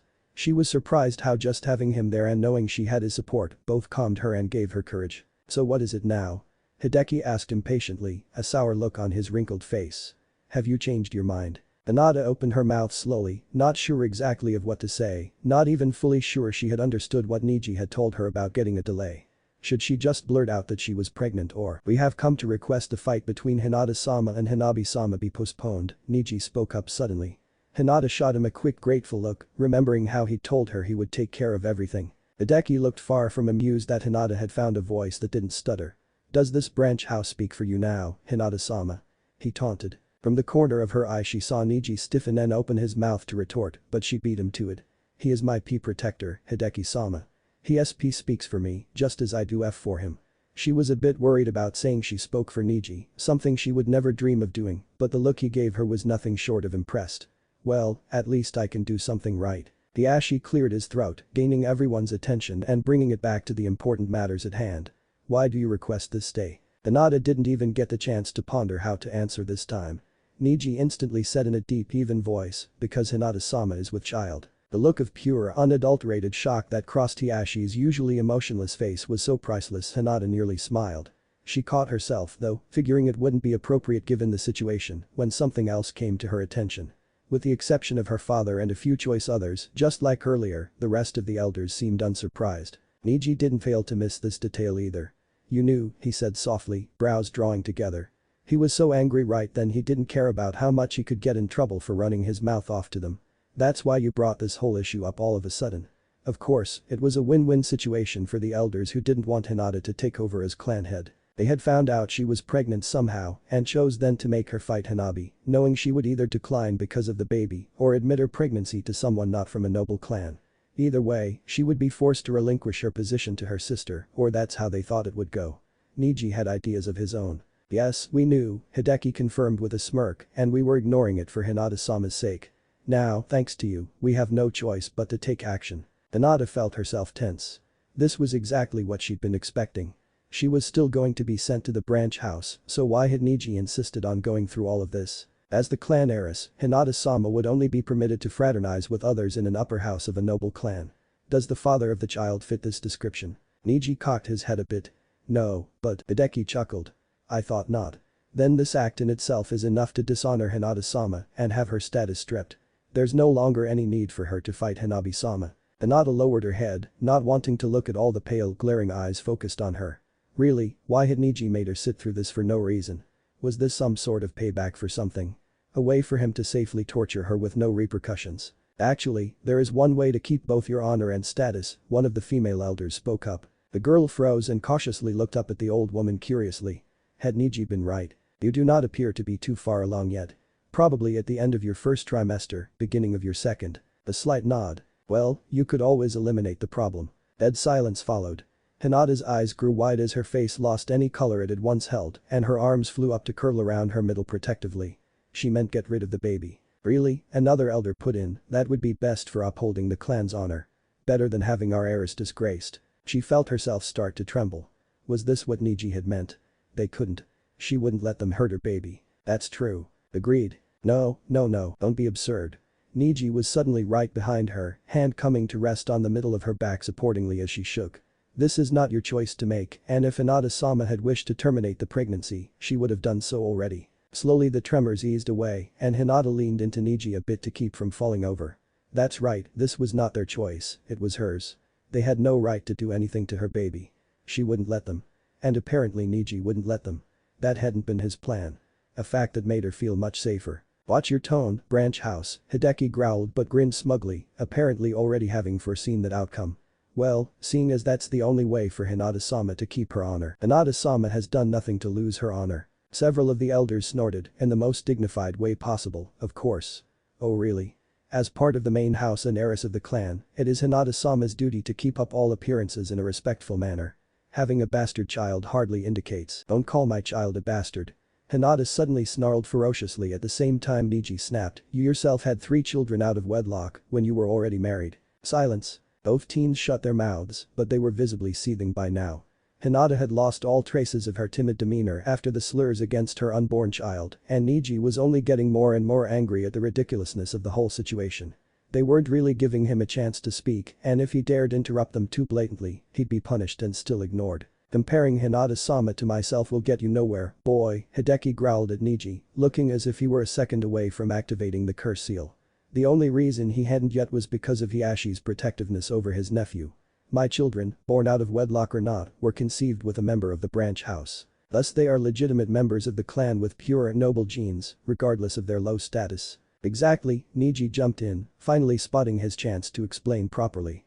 It has always been acceptable for main house members to take a branch house mistress, and even pregnancy is acceptable in those relationships, so long as the child is then kept a member of the branch house. I was merely pointing out that you are a perfect example of this, Hideki-sama. What Hinata-sama did is no different, the only difference is that since she is the female in this case, she is the one to actually carry the child. Hideki was momentarily stunned into silence, and Neji did an inner victory dance. The old prick hadn't seen this coming. A branch house courtesan. Another elder said slowly. But Hinata-sama is a young lady. Surely that isn't appropriate. Neji inclined his head politely the elder's way. I understand your thoughts. However, as a girl, Hinata-sama can be recognized as the heiress of the clan, she can be acknowledged as a shinobi, she can take over from her father and become our leader, shouldn't she also have the same rights as any male member of the main house? He paused for a moment, letting his words and what they meant sink in. This was where his argument was either won or lost. It all depended on how sexist the council of elders turned out to be. He wished there were more females present, but only 2 of the 20 in front of them had their reproductive organs on the inside instead of the out. Still, Hiashi definitely wanted Hinata to take over after him, so he would support any decision that would allow that. Hinata didn't look up from the ground, unsure of whether or not she would be able to school her expression appropriately. What the hell was Neji thinking, implying she had some sort of branch house concubine like those assholes? Where was he going with this? The father is a member of the branch house. Hideki asked almost skeptically. He shot Hinata a look, sizing her up and obviously thinking her incapable of using her status to take a branch member to her bed. Which he was right, of course. Hinata would never use her authority for something like that. Who is he then? We would like to question him immediately. Call him at once. Hinata bit her lip anxiously. Hadn't Neji seen this coming? How were they supposed to get some random branch house member to pretend to be her child's father? Who would agree to that and then likewise be able to play along with no prior warning? I'm right here. The silence was deafening and Hinata thanked Kami she had indeed chosen to keep her head down. Because her eyes were wide enough to pop, her face was red as a cherry and she found she had a sudden inability to breathe. Had Neji just really? Neji watched patiently as the stupor that had taken its hold over the entire room slowly faded. Well, if nothing else, at least he'd taken a few years off these old bastards' lives. He gently rubbed a few small circles on Hinata's back where his hand was still placed, knowing the poor girl was about to faint. Maybe he should have warned her ahead of time. What followed was a rather heated argument over whether or not Hinata, as a girl, had the same right to help herself to the branch house as the men did. As expected, Hiashi supported Hinata fully as did his usual group of blind followers. Hideki and his own group of followers vehemently denied that girls should be given the same rights when it came to sex. Yes, Neji thought bitterly, protect the delicate little main house flowers, well you're free to practically rape any branch girl that catches your eye. The real decision came down to those elders who actually made up their own minds and Neji watched with bated breath. The two females, though both very old and conservative in most of their views, still had enough feminine pride to insist that Hinata should have the same rights as any male did, not buying the bullshit about protecting a woman's purity. Most of the males, it seemed, leaned in Hinata's favor as well. One of them even repeated Neji's words from earlier, saying if she could lead the clan, certainly she could sleep with whomever she wanted. And when it was finally put to a vote, Hinata's pregnancy was deemed legitimate, 12-8. Likewise, a delay was granted for the fight with Hanabi until she gave birth, followed by a 3-month grace period for her to regain her health. As the elders filed out of the room, Hiashi said in a light tone that fooled no one, Hinata, Neji, stay. I wish to have a word with you. Hinata almost immediately started shaking again. How the hell was she supposed to explain this? Her father would kill her, he would tear her limb from limb, knock her head off her shoulders, throw. Hinata-sama. The soft whisper brought her away from her pessimistic thoughts and she turned to look into the eyes of her cousin. How could he be so calm? There's nothing to fear, Hinata-sama. I'll protect you. Hinata felt her lips part as she made a small, startled noise in the back of her throat. Neji had never directly said that to her, even if he had acquiesced that it was his duty many times. Never had he looked at her with such sincerity. Never had he been so kind to her. Well, I must say, Hiashi's firm voice rang out, making the girl jump a bit, this is quite a surprise. He peered down at the teenagers in front of him, his face giving nothing away. How long has this been going on? Neji glanced Hinata's way and shrugged just a bit. I'd say about 5 months or so. I wasn't paying very close attention. Hiashi's pale eyes moved to rest on his quaking daughter. Hinata. THTHTHTHTHTHTH she stopped and shut her eyes, cheeks flaming. Why oh why did she have to get stuck on a word now of all times? She couldn't do this, her father would know, he'd get even angrier at being lied to, and then, no. What was she thinking? She was Hyuga Hinata, she never gave up and she refused to back down to anything. Especially something so mundane as her own father. Taking a deep breath to steady herself and feeling the warmth coming from Neji's palms still resting supportingly on her back, she said, that sounds about right, Chichiyu, without the barest hint of a stutter. Hiashi studied her a moment longer. I see. For a moment there was silence, but then he said, almost curiously, I know for a fact that you were never ordered to Hinata's bed, Neji. I know that much about my daughter. Therefore, there is something more going on here than you two are letting on. He stared piercingly at them, unnerving even Neji a bit. And I think I know what it is. Hinata stiffened at the words, hands absently protecting her slightly rounded belly, eyes fixed unseeingly at a spot over her father's shoulder. She wouldn't let anyone hurt her baby. Not even him. If he somehow figured out the truth. Neji's hand slid across the spot between her shoulder blades and she felt the tension ease away. It would be alright, she wasn't alone. Neji had helped her this far, had promised to protect her. It would be okay. Hiashi's lips twitched for a moment, obviously withholding a smile. With something akin to a chuckle he muttered, yes, I see. There are worse things I suppose. Hinata blinked. Worse than what? She was starting to think her father didn't see. Regardless of how this all came about, it has happened and action needs to be taken. Pregnancy is a very vulnerable time for any woman, Kunoichi included, so Hinata's safety is of the utmost importance. For a bit longer I believe there is no real worry, but soon she will be too far along to properly defend herself in any sort of attack. Once that time comes, Neji, I expect you to take a leave of absence from all missions and focus solely on her protection. Hinata winced. Neji had only just recently made Anbu, and she knew he wanted to become a captain within the next year or so. Having to take months off duty so he could babysit her would not help him with that. In any way. There was no way he would be happy about the arrangement. Of course, Hiashi-sama. Hinata-sama's protection is my greatest concern. Hiashi nodded, but added almost offhandedly, your child's protection should also be of concern, Neji. I would like to see my first grandchild be born healthy. Neji's eyes narrowed just a bit and he regarded his uncle carefully before speaking. It will only be a branch child. No one will consider it your first true grandchild. Hiashi's lips twitched once more. For now. Neji and Hinata both shot each other perplexed looks. What? You're dismissed. They stood to leave when he called, actually, I think it may be best if Hinata were to move into your home with you, Neji. That way you can be with her most often. Hinata nearly groaned out loud. Just how much did her father expect her to take advantage of her cousin's kindness? Not that he realized that's all this was. Neji still looked unfazed. Wouldn't that be inappropriate, Hiashi-sama? Hiashi laughed openly in a way that was rarely heard. I think it's a bit late for that, don't you? Hinata ducked her head, a pink tinge on her cheeks, while Neji just stared. They bowed once more and left the room. And once Hinata was safely back in her own room, the door shut tight behind her and Neji eyeing her warily, she realized just how shaken by the whole ordeal she was. And promptly fainted. To protect what's precious. Hinata couldn't suppress her giggle as an irate Kiba splashed Akamaru with everything he was worth, growling playfully about how his dog should respect him more. She knelt down next to the lake herself, filling the team's canteens diligently, not flinching when Shino suddenly appeared behind her. The quiet boy took in the scene for a moment before calling out, Kiba, keep it down. We're getting closer to the rogue line. The Inyazuka paused and sniffed a bit in Shino's direction. Yeah, so? So don't attract any unwanted attention. Ha! Kiba scoffed, waving away Shino's concerns. Who cares? Like any of those missing nin are a match for us. Bring 'em on, right, Akamaru. As the dog yipped excitedly, Hinata smiled. To protect what's precious. When Hinata woke, she was quite warm and comfortable, tucked underneath the blankets of a bed.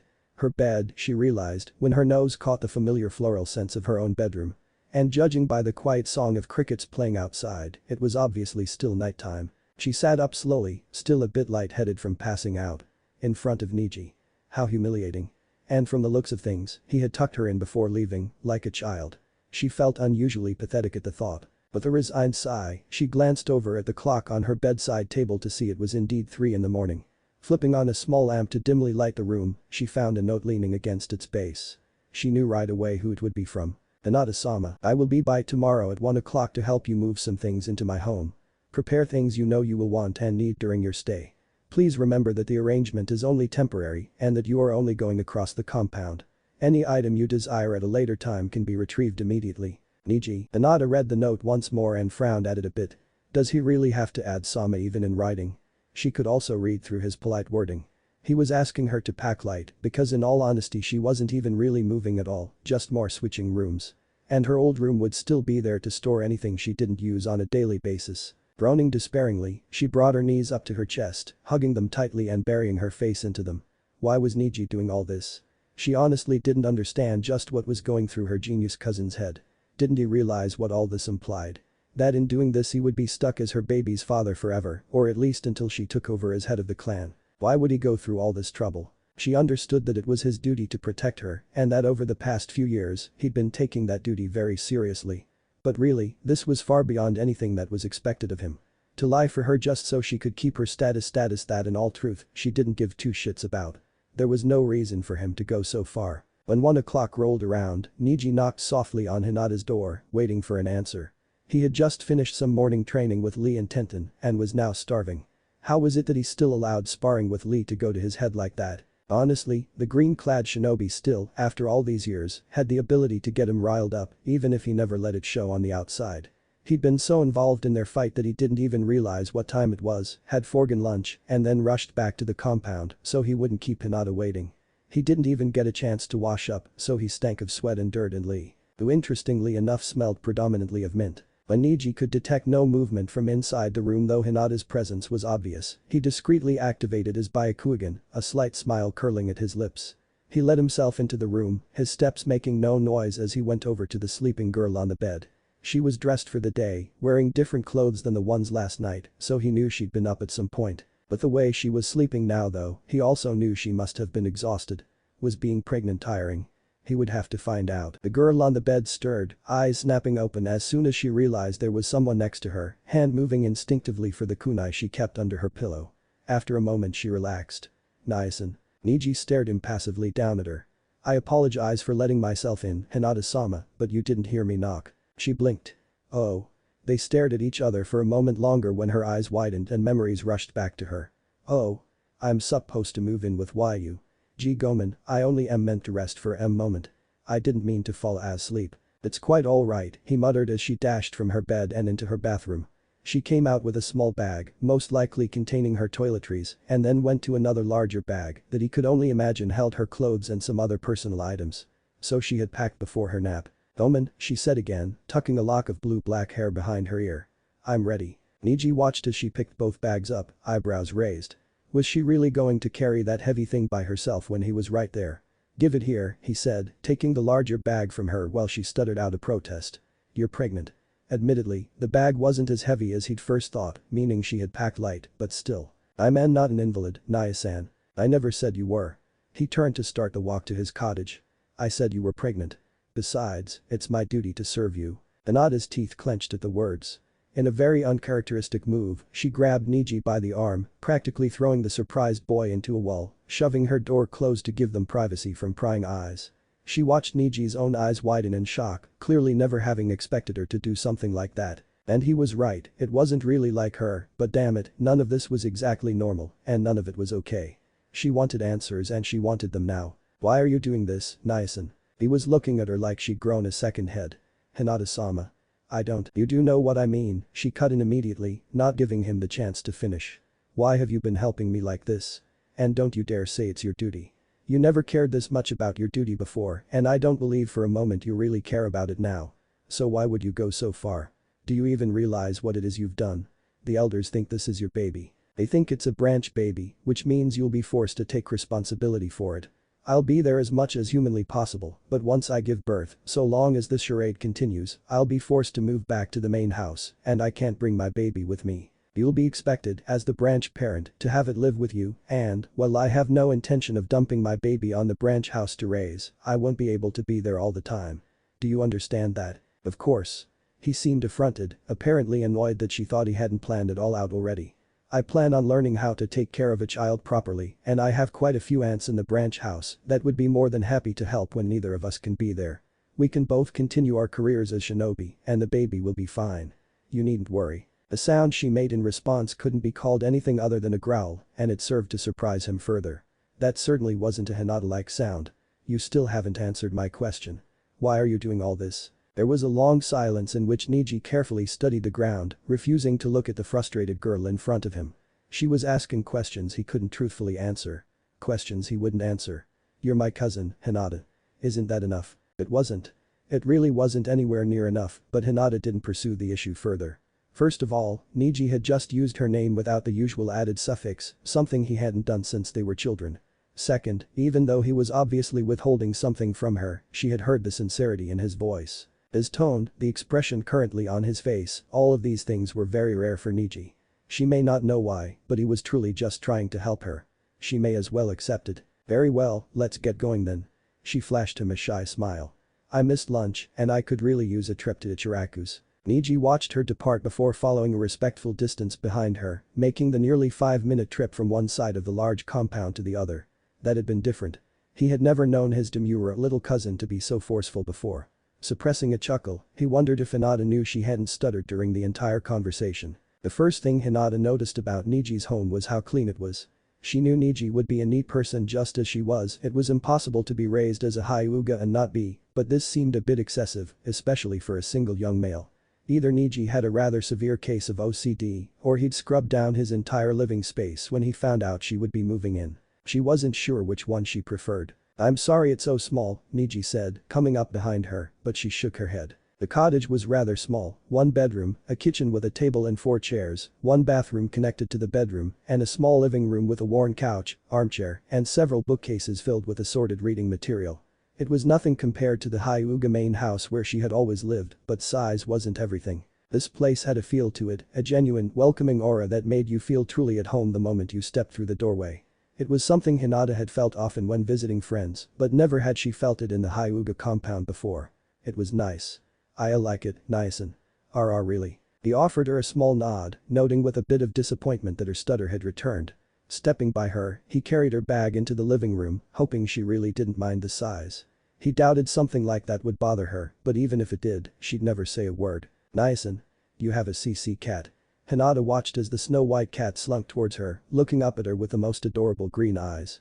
It took all of her self-restraint not to squeal. Yes, but be careful.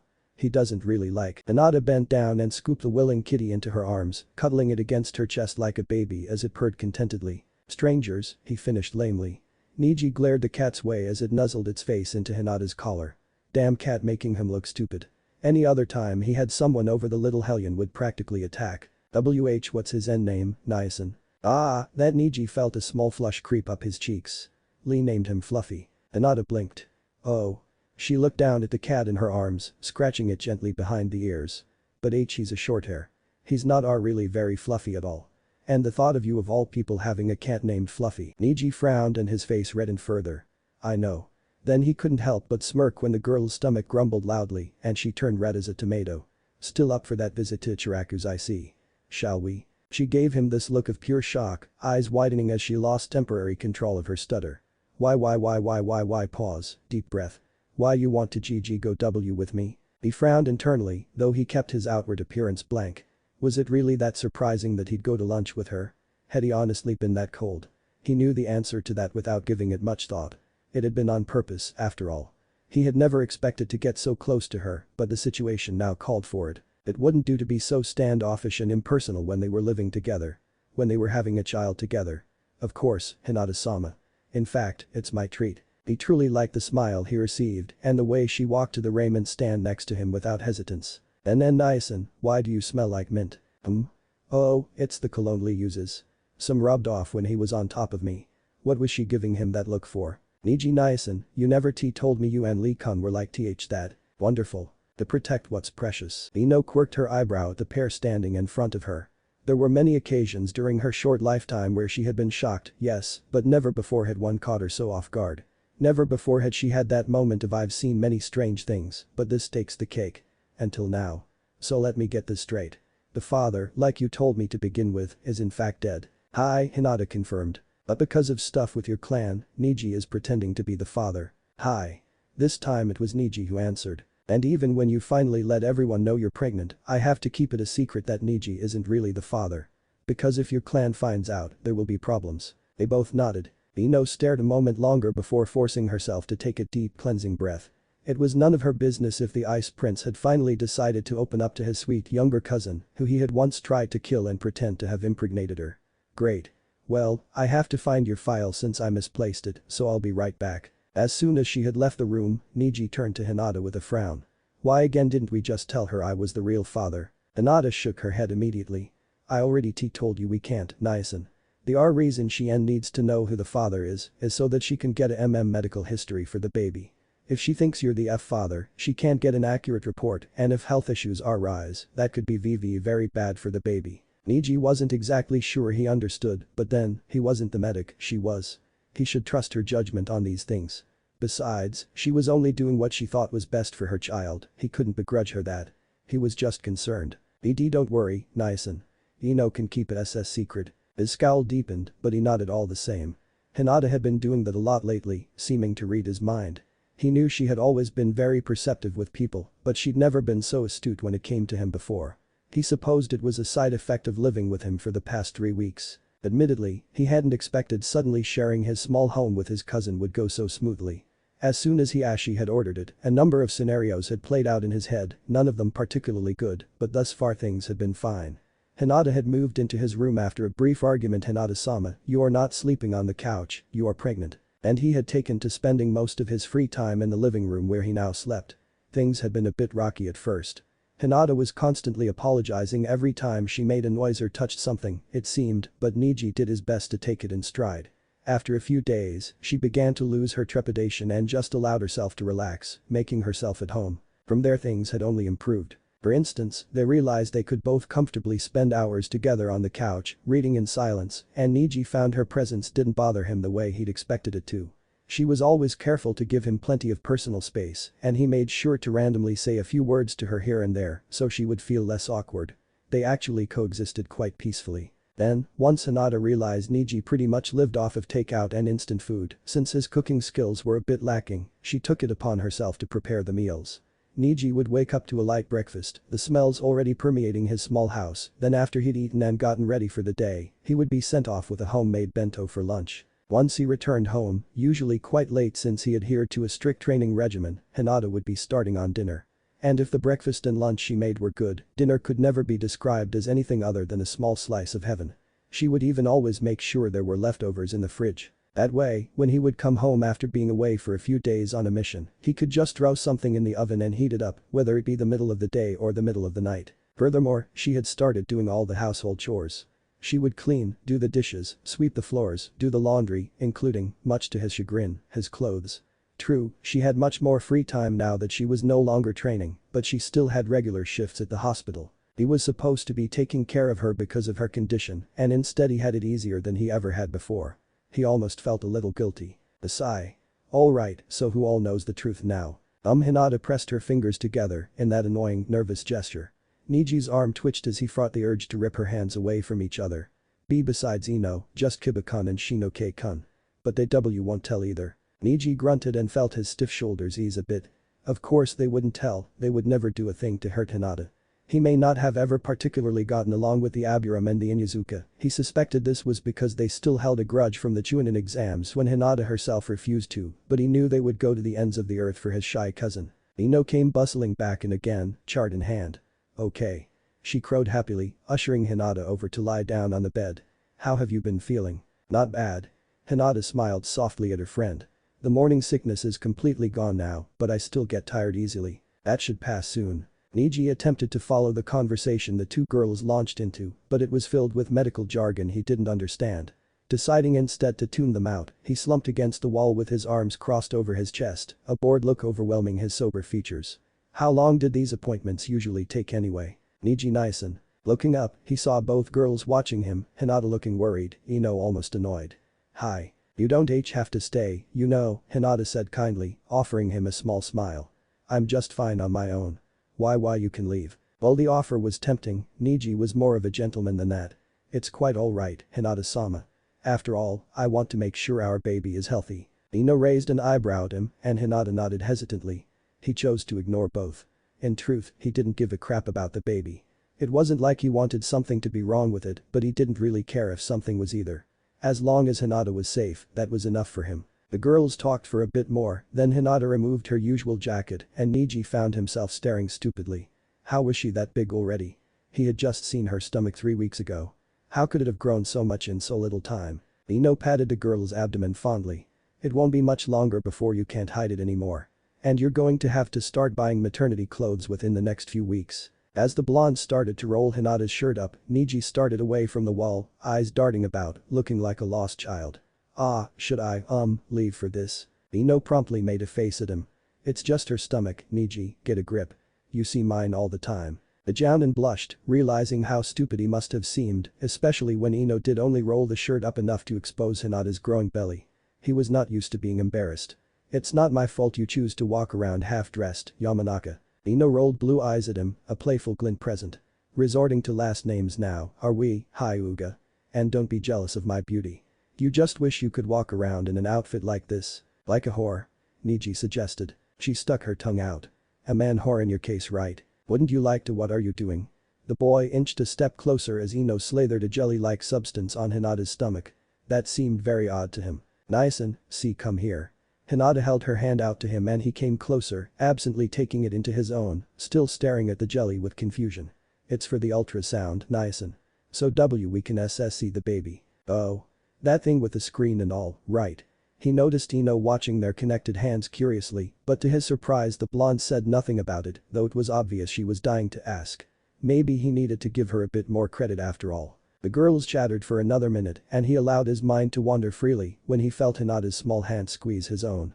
Look, Nyson." He obeyed, laggardly dragging his eyes over to the screen and couldn't help but stare stupidly. "Doesn't it look much more human now?" Ino asked Hinata happily as the shy girl quickly agreed.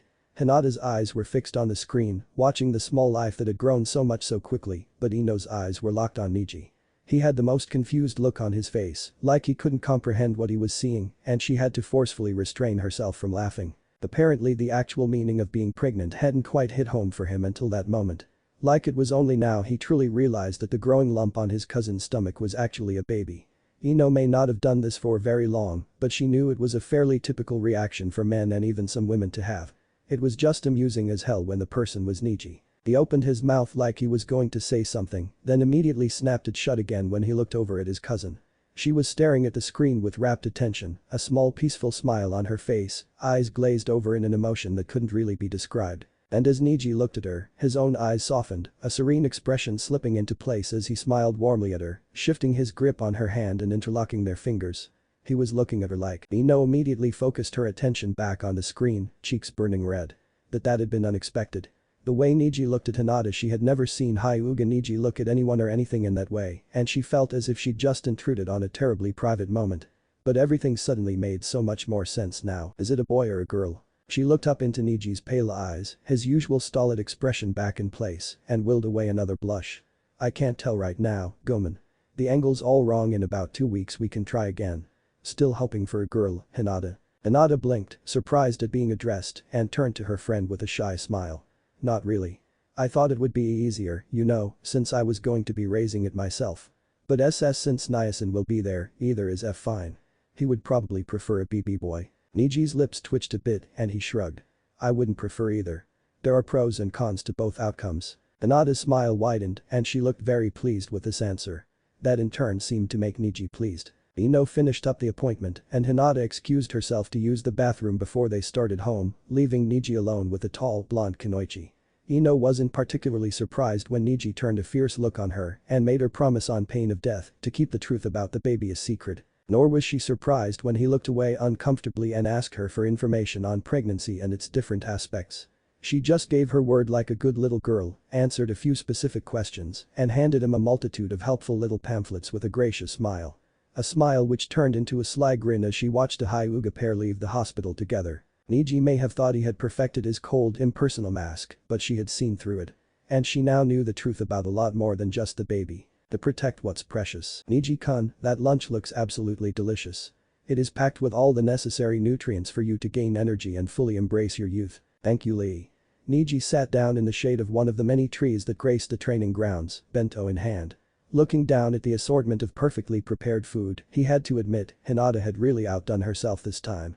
She must have been in a good mood that morning, seeing as how her cooking got more outstanding the happier she was. The one time her father had directly praised her, she had gone on a baking spree that had kept the entire compound fed with homemade cookies for a week. Not that anyone had complained. "Yeah, what's up with that?" Tenten said suddenly, chasing memories of Hinata's chocolate chip, peanut butter delicacies from his mind. "Lately you've always got a bento for lunch." Neji frowned, gracefully breaking apart his chopsticks. "I've always had bentos for lunch." "No, you've always had convenience store bentos," she corrected, opening her own up and settling down across from him. "You never used to have homemade ones, and I know you aren't making them yourself because your cooking's worse than Lee's. So who's been taking the time to make you such good food every day?" He huffed a bit, bringing a piece of shrimp up to his lips. "If you must know, it's Hinata-sama." He chewed the piece of seafood stoically, ignoring the incredulous looks his teammates and even his sensei were giving him. It was spiced just the way he liked it, not that he was surprised. "Hinata?" Tenten repeated skeptically, as though she honestly didn't believe him. "Hi, Hinata-sama." "Ah," she'd put in shiitake mushrooms, his favorite. "And why is she making you bentos all of a sudden?" "Damn," she put in some spinach again. He didn't care how good it was for him, he didn't like it. Of course, she had only put in a few bites worth and only because she insisted it was healthy. And he could never throw a bit of her food away. "Apparently eating from the convenience store all the time isn't good for me." "That's right." Guy suddenly cried in full exuberance, giving the usual blinding smile and thumbs up.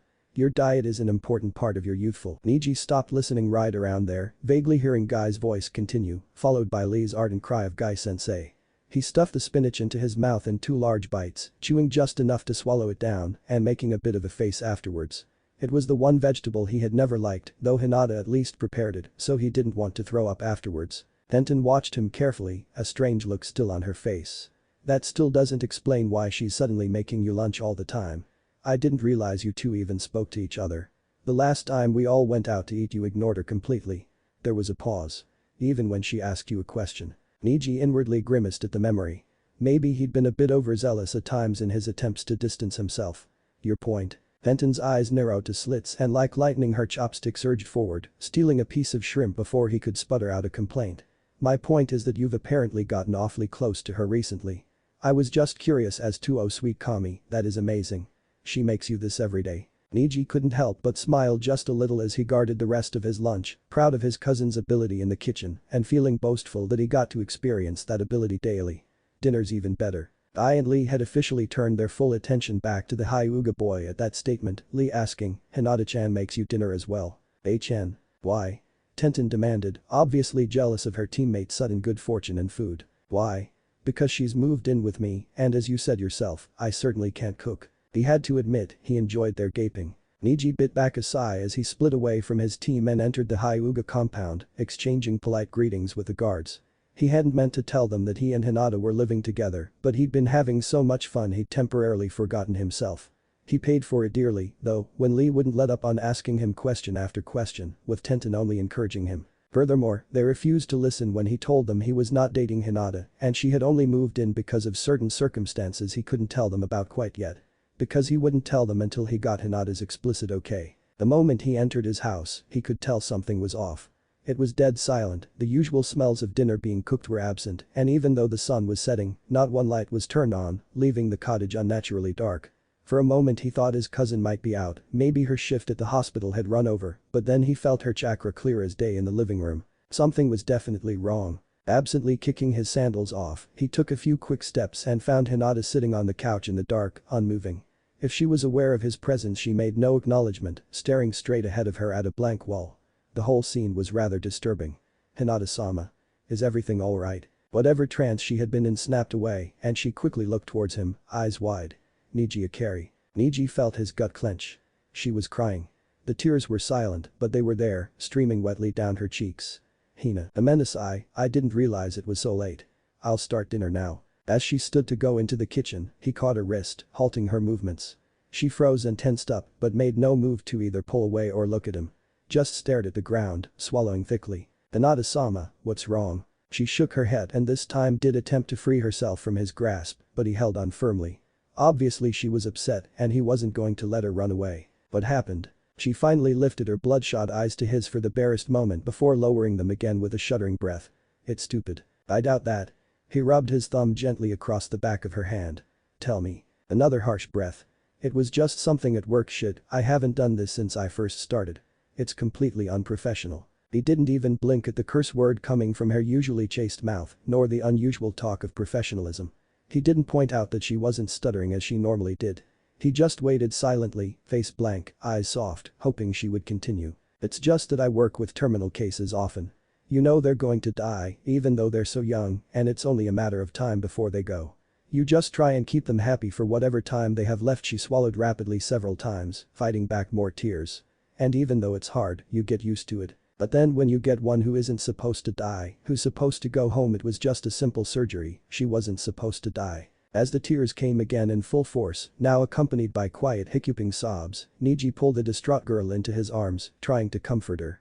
He understood vaguely what she had meant and what must have happened. She worked so often with children who were practically standing at death's door, and the way she managed to deal with that was because there were also children who came in sick and went home healthy again. Those children, the ones who went home, were almost like a source of hope. One of them had obviously passed on today, probably due to a simple mistake made by one of the doctors, and Hinata was taking it hard. Because it was one thing to lose a patient whose death you had already prepared for. It was a whole different story when you lose one who had no reason to die. Who was never meant to die. Neji could grasp what she meant, but he could never really understand how she felt at the moment because he'd never lived through such an experience himself. All he could do was hold her quietly, offer whatever silent comfort his presence could give. He doubted it could count for much, but at least it was something. At first, he felt the girl stiffen, like she didn't know what he was doing. Slowly, when she understood the simple hug for what it was, she allowed herself to relax, leaning into him more. Her hands fisted the front of his shirt tightly, and he knew she was using him as an anchor, that for a moment she needed him. A foreign emotion swelled in his chest at the thought, and he pulled her tighter against him, threading one of his hands through soft indigo locks. Everything about her was so soft. HInata was dimly aware that she was being crushed against her cousin's hard chest, that his strong arms were firmly wrapped around her, that his cheek was resting against the top of her head. She could feel and hear his heartbeat thudding solidly beneath his ribs, as well as the steady sound of his breathing. She could smell the hints of sweat from his training along with mint again, and a smell that was just plain Neji and always had been. And as her brain slowly allowed these things to filter through and her tears abated, eyes fluttering shut, she let herself be immersed in his warmth. It felt really nice. Then, like a switch had been flipped, his hold became stifling. The pleasant scent of her cousin became sour, his warmth an unbearable heat, his even breathing harsh pants. Terror overtook her and it was all she could do not to scream. She had to get away, but her limbs wouldn't move. When her eyes reopened, she and Neji were standing a decent distance apart, both hands planted firmly on his chest, holding him away from her. Willing herself to stay calm, she quickly took note of her surroundings, feeling her fast, erratic pulse slow back down to normal. Everything was okay. She was in her cousin's home, the only one there with her was him, she had full control over her body. She was okay, everything was fine. HInata-sama. Neji was giving her a bewildered look and she wondered desperately what exactly she'd just done. Obviously she'd pushed him away, but had she done it in anything resembling a sane manner? And had she said anything? Better to just try and play it off as best she could. GG Gomenasai, Niacin. It's getting late. I should start dinner. He looked for a moment as if he might say something more, but then with something of a resigned sigh, he nodded and let her leave the room without complaint. She could feel his eyes on her back as she walked away, though, and mentally berated herself for losing her cool because of a hug. A simple, sweet gesture, meant specifically to comfort her, and she had panicked. Perfect. How was she ever supposed to have a relationship, get married, if she couldn't even stand that? After the sounds of pots being rattled around in the kitchen filled the small cottage, Neji sank down onto the couch, a worried frown in place. He should never have done that. He hadn't meant to, but when he saw her crying he couldn't stand to see her so upset. But it was a mistake. Obviously she wasn't comfortable with him touching her like that. How could he have been so stupid? Admittedly, yes, he'd been able to stop her crying, and at first it had been okay, but then he had lost control of himself, holding her far too close, breathing in her scent, wanting to feel her against him. Stupid, selfish idiot. Of course that had bothered her. She'd suddenly flinched, as if burned, and then whimpered of all things. He'd loosened his hold to look down at her, and the next thing he knew she was pushing him away almost frantically, trying to create space between them. If he didn't know any better, he'd say she was actually afraid of him. No, that couldn't be right. She couldn't possibly be afraid of him. At one time, yes, but that was years ago. Since then he'd never given her reason to fear him. There was nowhere I'd. No.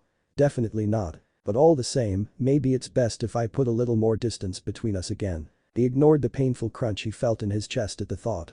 He should never have started to get so close in the first place, and it was his own fault if he suffered now. What he wanted didn't matter, he would do what was best for her. Always. To protect what's precious. Isn't this one adorable? HInata had never been happier that her family was rich than she was the day she had asked Ino to go shopping for maternity clothes with her. Because Ino, HInata quickly discovered, really liked to shop. And if HInata had been poor, she probably would have been crying right about now.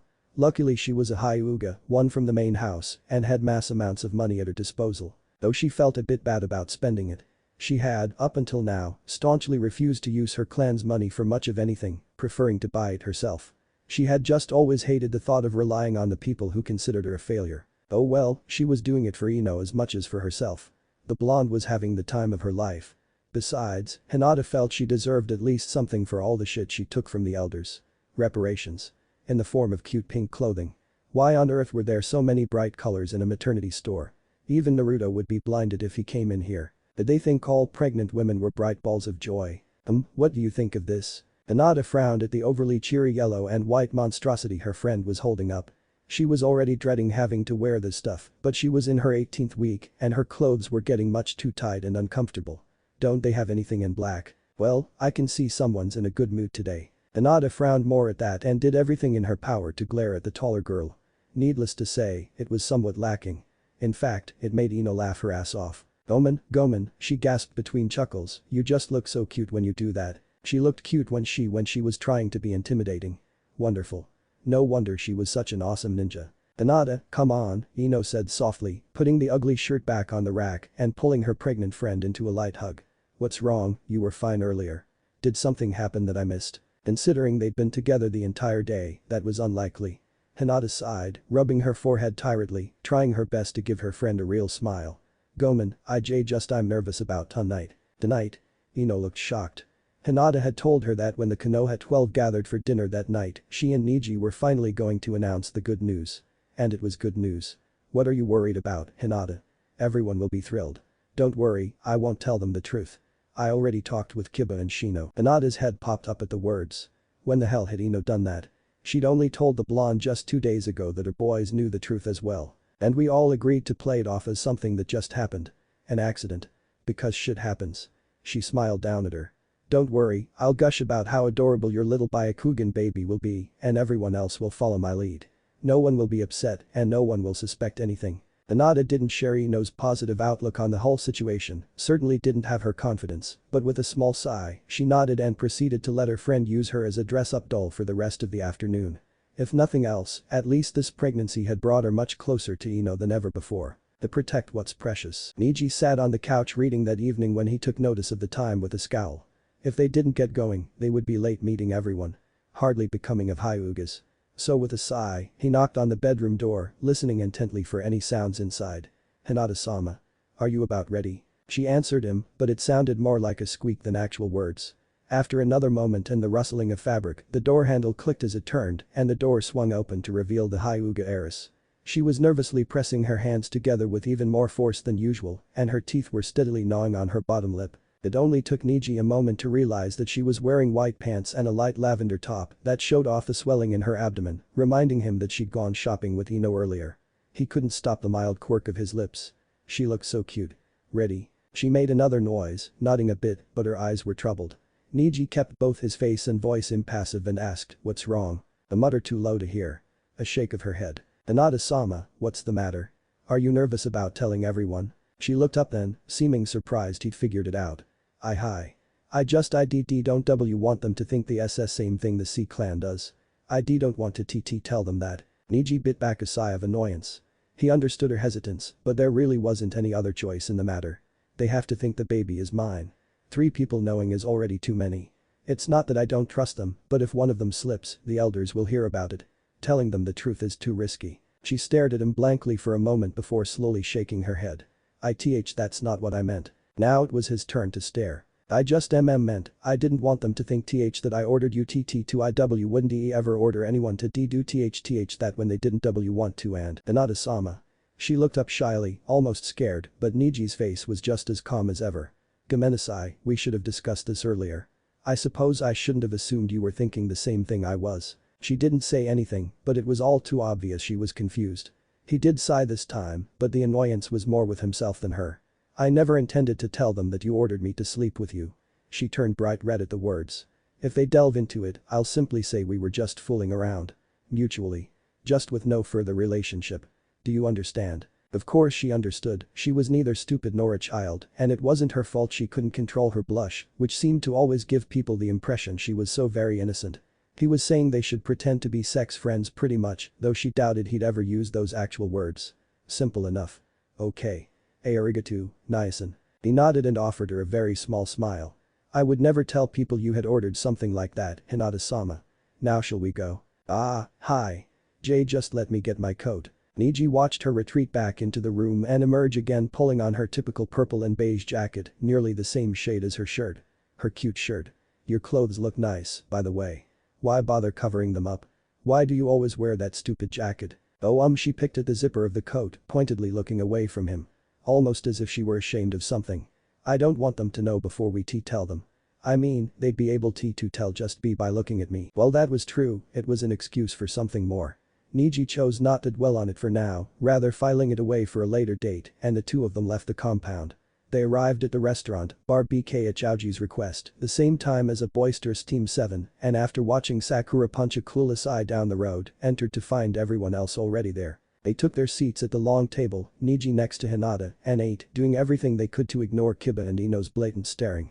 At least Shino had the decency not to gawk at them, obviously impatient for them to share the good news. Of course, as the meal went on and they all chatted amicably amongst themselves, more and more of their friends were shooting them suspicious looks.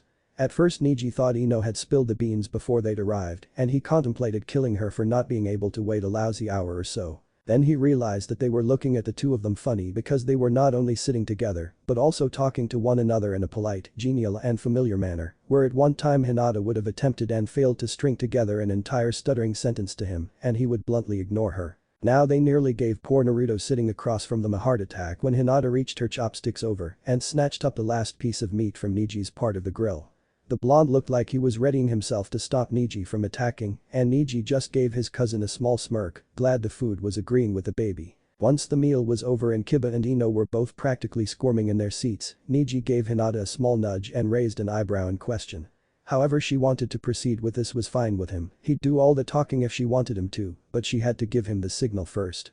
He wouldn't tell everyone until he was sure that she was sure. If she changed her mind and wanted to wait, too nervous to tell them yet, he would respect her wishes.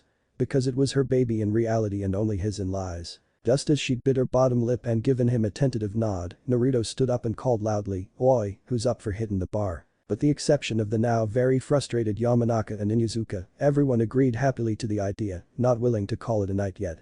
After all, it was rare that all 12 of them were in town and free to spend the evening together.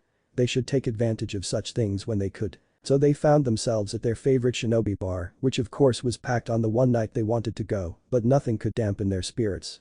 Naruto happily ordered a round of drinks for them all, and Hinata sidled up to the bar, quietly ordering juice for herself, seeing as how she couldn't drink. Tsunade had said it best. Alcohol and babies don't mix. It only took about a minute, of course, before her longtime crush noticed her lack of inebriating beverage and tried to get her to drink something harder.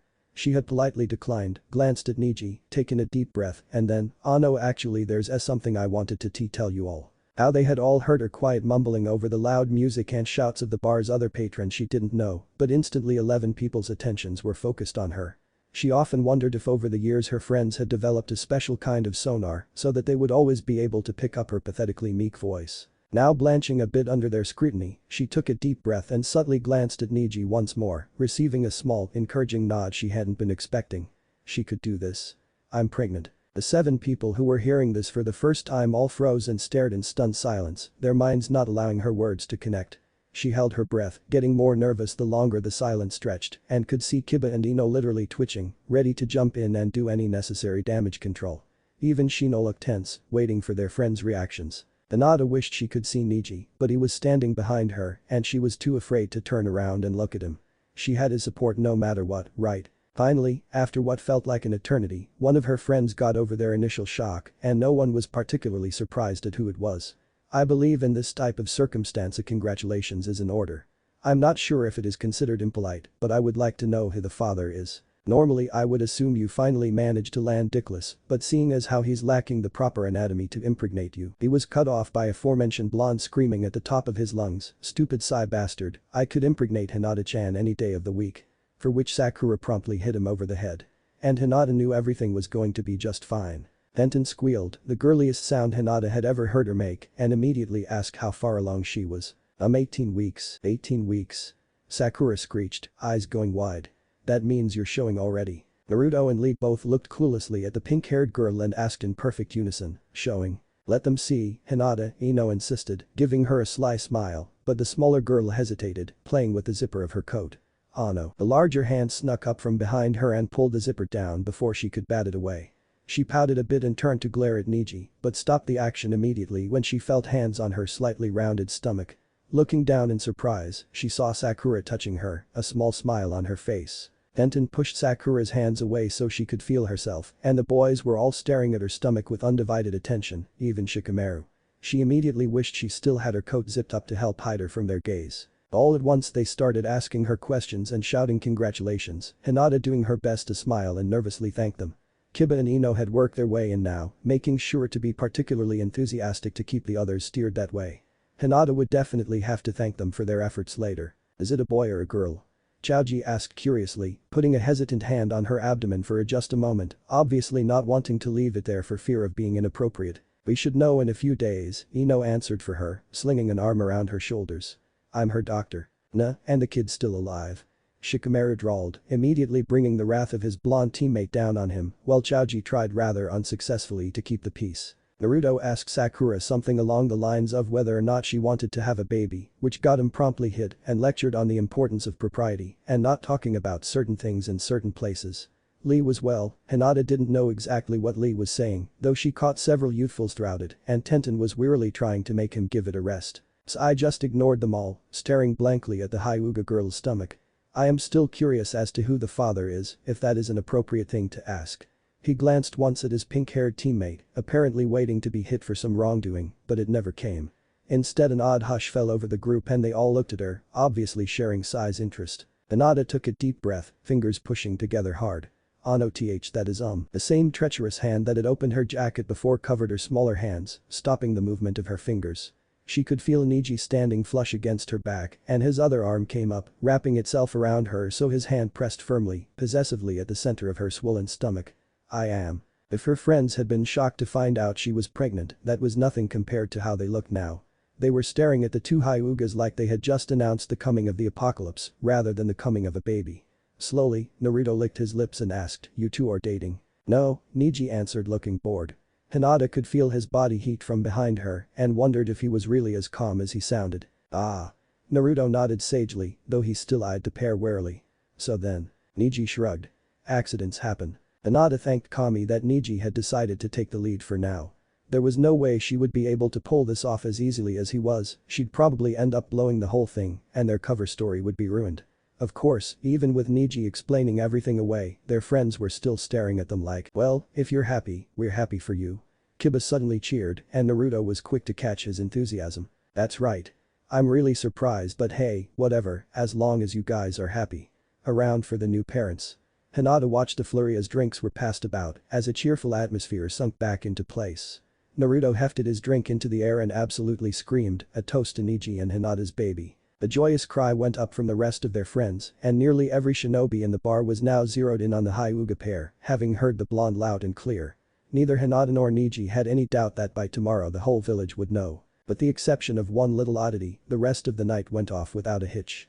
It happened when the girls were all chatting amongst themselves, Ino and Sakura both quite drunk, Tenten buzzed, and Hinata happily sipping her juice. Sakura was talking about her relationship with Naruto, furtively glancing over at him nestled among the group of boys to their right, apparently thinking about stepping things up a bit and moving in together. She was trying to get some advice on the subject but unfortunately, none of the other girls could really help her. Hinata had never had a relationship, Ino had gone through too many too fast for her advice to be any good, and Tenten, sorry Sakura. I only ever really dated Neji and we know that didn't last too long. As Sakura sighed and bemoaned their lack of help, Hinata sobbed. Tenten was listening to the pinkette 1 second and then the next her face fell and she looked absolutely horrified. Her brow furrowed and it was obvious she was thinking hard about something before slowly turning very, very angry. Since Sakura was mostly just grumbling drunkenly, Hinata didn't understand Tenten's sudden change in mood. The pissed-off expression stayed in place for a while, but the older girl managed to school it away and force a vaguely pleasant one instead. Still, Hinata could tell she was upset for some reason. The night ended on a happy note and everyone went their separate ways, most of them stumbling as they did so. Neji, Hinata noticed, seemed completely sober, but whether or not he really was she didn't know. She couldn't remember ever have gone drinking with him before. Not a surprise since he used to actively avoid her. Hinata-sama. Hi. How's your chakra been? She gave him a startled look, wondering why he'd ask about her chakra all of a sudden.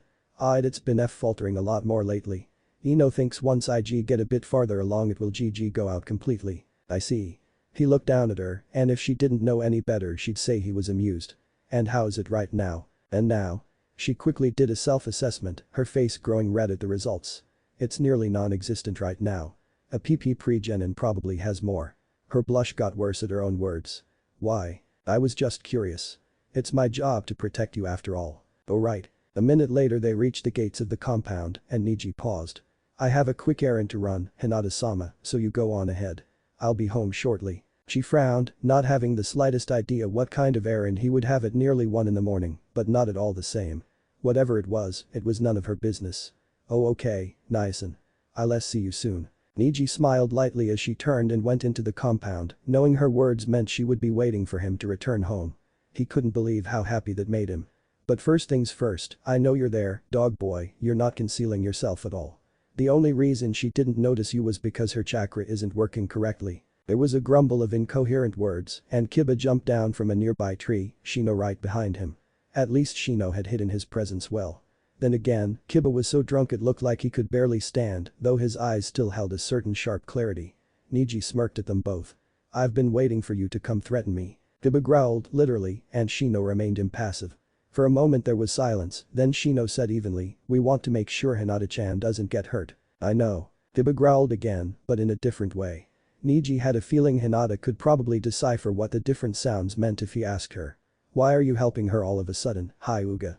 What do you want from Hina-chan? Neji's blank expression never faltered. I promise I don't want anything. Then why are you doing this? There's no reason for you to help her. She's my cousin. Kiba didn't seem to take this as a good reason any more than Hinata had. Yeah. She was your cousin when you tried to kill her too. Neji flinched ever so slightly at the words before relaxing and giving the dog Nin a bored look. Kiba didn't notice, but Shino did. And it gave him a great sense of relief. You had better not hurt her, Neji-san. Neji sighed in an annoyingly superior way and said offhandedly, I would never hurt her. Yeah right, Kiba barked, sharp canines glinting under the streetlight. I would never hurt her. The conviction in the words this time left no room for argument. You don't have to tell me what I did before. There was another silence, this one much longer, and finally Shino gave the Hyuga a small nod. I will hold you to that. Kiba huffed a bit, obviously perturbed. Hey, bug freak, you sure we can trust him with Hina-chan? Neji couldn't see Shino's eyes beneath the dark glasses, but he knew those eyes were staring directly into his own. He stared back, carefully keeping his expression neutral, but sure that Shino could see right past any defenses he put up. He felt vulnerable, knowing that the Aburam knew his true feelings, but at the same time he was almost glad for it. In all reality, he couldn't stand people thinking he would ever harm Hinata. Yes, Kiba, I'm sure. He will protect her. Kiba gave one final growl and glared towards the older boy. He better. Then he leapt off, leaving Neji and Shino alone. Shino gave the Hyuga a final nod, which was returned, and took his own leave. For a moment, Neji stayed rooted to the spot, happy in some strange way to have gotten the acceptance of Hinata's most important people. Even if it had meant exposing himself to them. But he could think about all of this later. Right now, Hinata was waiting at home for him, and he knew she wouldn't go to bed until after he returned, not after the cryptic way they had parted. If he took too long she would worry, and he didn't want that. Though the fact that she would get worried over him, he truly couldn't think of anything in the world that could be better. Just as Hinata had predicted, the whole village knew by the next day that she was pregnant. This included the nurses in the pediatrics ward, who apparently didn't know how to keep their gossip quiet from the children. So when Hinata walked in for her shift at noon, a dozen small hands immediately grabbed at her, smiling faces asking breathlessly if she was really going to have a baby. This had resulted in her spending nearly 10 minutes letting the children touch her rounded belly and answering different questions they had about pregnancy and giving birth, a few of which she had to tactfully steer away from. She worked her 8-hour shift and offered to stay longer since they were short-handed, but was immediately shooed away. No one was about to let a pregnant woman work more than she already had, so she leisurely made her way home, deciding to stop and eat somewhere rather than cook that night since Neji was gone on a mission. She opted for ramen, paused and found the baby agreed with her choice, and headed for Ichiraku's. When she got there she was pleasantly surprised to see Lee and Tenten. Hinata-chan. Lee crowed the moment he spotted her. What are you doing out so late on this fine evening? Hinata smiled wanly at Lee as she took a seat and didn't bother to point out that 8 o'clock really wasn't that late. I just got done with my shift at the hospital, so I thought I'd get some dinner. Oh? Shouldn't you be home cooking for Neji? Hinata raised an eyebrow at Tenten in surprise. Not really from the question itself, but more from the way she had asked. Like she was annoyed by something. Ah, and Nyasan is on a mission. For Anbu? Lee asked excitedly, and Hinata nodded. She liked how the fact that Neji was even in Anbu was supposed to be a secret and how the Konoha 12 had thrown him a congratulations party the day after he had been accepted. Nyasan? Tenten laughed, but it was far from a kind or happy sound. You still call him that after you've slept with him? Hinata paused, a bit startled by the callous words and scorn in the older girl's voice. It's more of a nickname than anything else. I've just called him that since we were children. And I also never really slept with him. Heh. Tenten took a sip of her drink, eyes cold as she observed the Hyuga girl. So exactly how long have you and Neji been screwing each other? Lee gave his teammate a look of pure shock and Hinata blanched a little, starting to feel very uncomfortable. Excuse me? Well, that is what you were doing right. Screwing. Because Neji said himself last night that you two were never really dating. She offered the smaller girl a sweet smile, but it was obviously fake. What's wrong? Can't you get a real boyfriend, Hinata-chan? Is that why you decided to fool around with Neji? Denton. Lee admonished, looking very angry with the leering brunette. That is not appropriate conversation, nor is it any of your business to pry into the lives of our friend and teammate. Denton didn't even bother to glance his way. Relax, Lee, it's not like I'm saying anything that isn't true. Right, Hinata-chan. Hinata felt like she wanted to cry. Why was Denton being so mean? Though it is kinda sad you couldn't just wait until you had a real boyfriend. I mean, normally only whores wouldn't be able to control themselves, right? Lee looked absolutely horrified and Hinata felt a little sick to her stomach. Why would her friend, Neji's friend, do this? Hinata looked up to see AM watching at her apprehensively. Sorry to interrupt, did you want to order something, Hinata-san? Hinata opened and closed her mouth several times, but no sound came out. Finally, Sumima-san, AMS-san, but I have to be going now. The girl jumped down from her stool, ignoring how her pregnancy made that a bit awkward, and took off after shooting one last glance Denton's way. The girl was smirking maliciously at her, and she didn't understand. She heard Lee call out to her to have a good night, but her mind didn't really register the kind gesture, too stuck on Denton's odd behavior. Odd, hurtful behavior. Shit. Is that what everyone thinks? That I'm a whore? She shook her head, immediately dismissing the idea. Maybe some other people did think that, but not everyone. Hinata was positive Ino didn't think that way, knew her boys didn't think that way. With the way Lee was looking at Denton, she was pretty sure he didn't think that way. Naruto had been too genuinely happy the night before to think that way. She made herself calm down and take a deep breath. Even if some people did think that, not everyone did. She still had friends on her side no matter what. She still had Neji on her side no matter what. She smiled.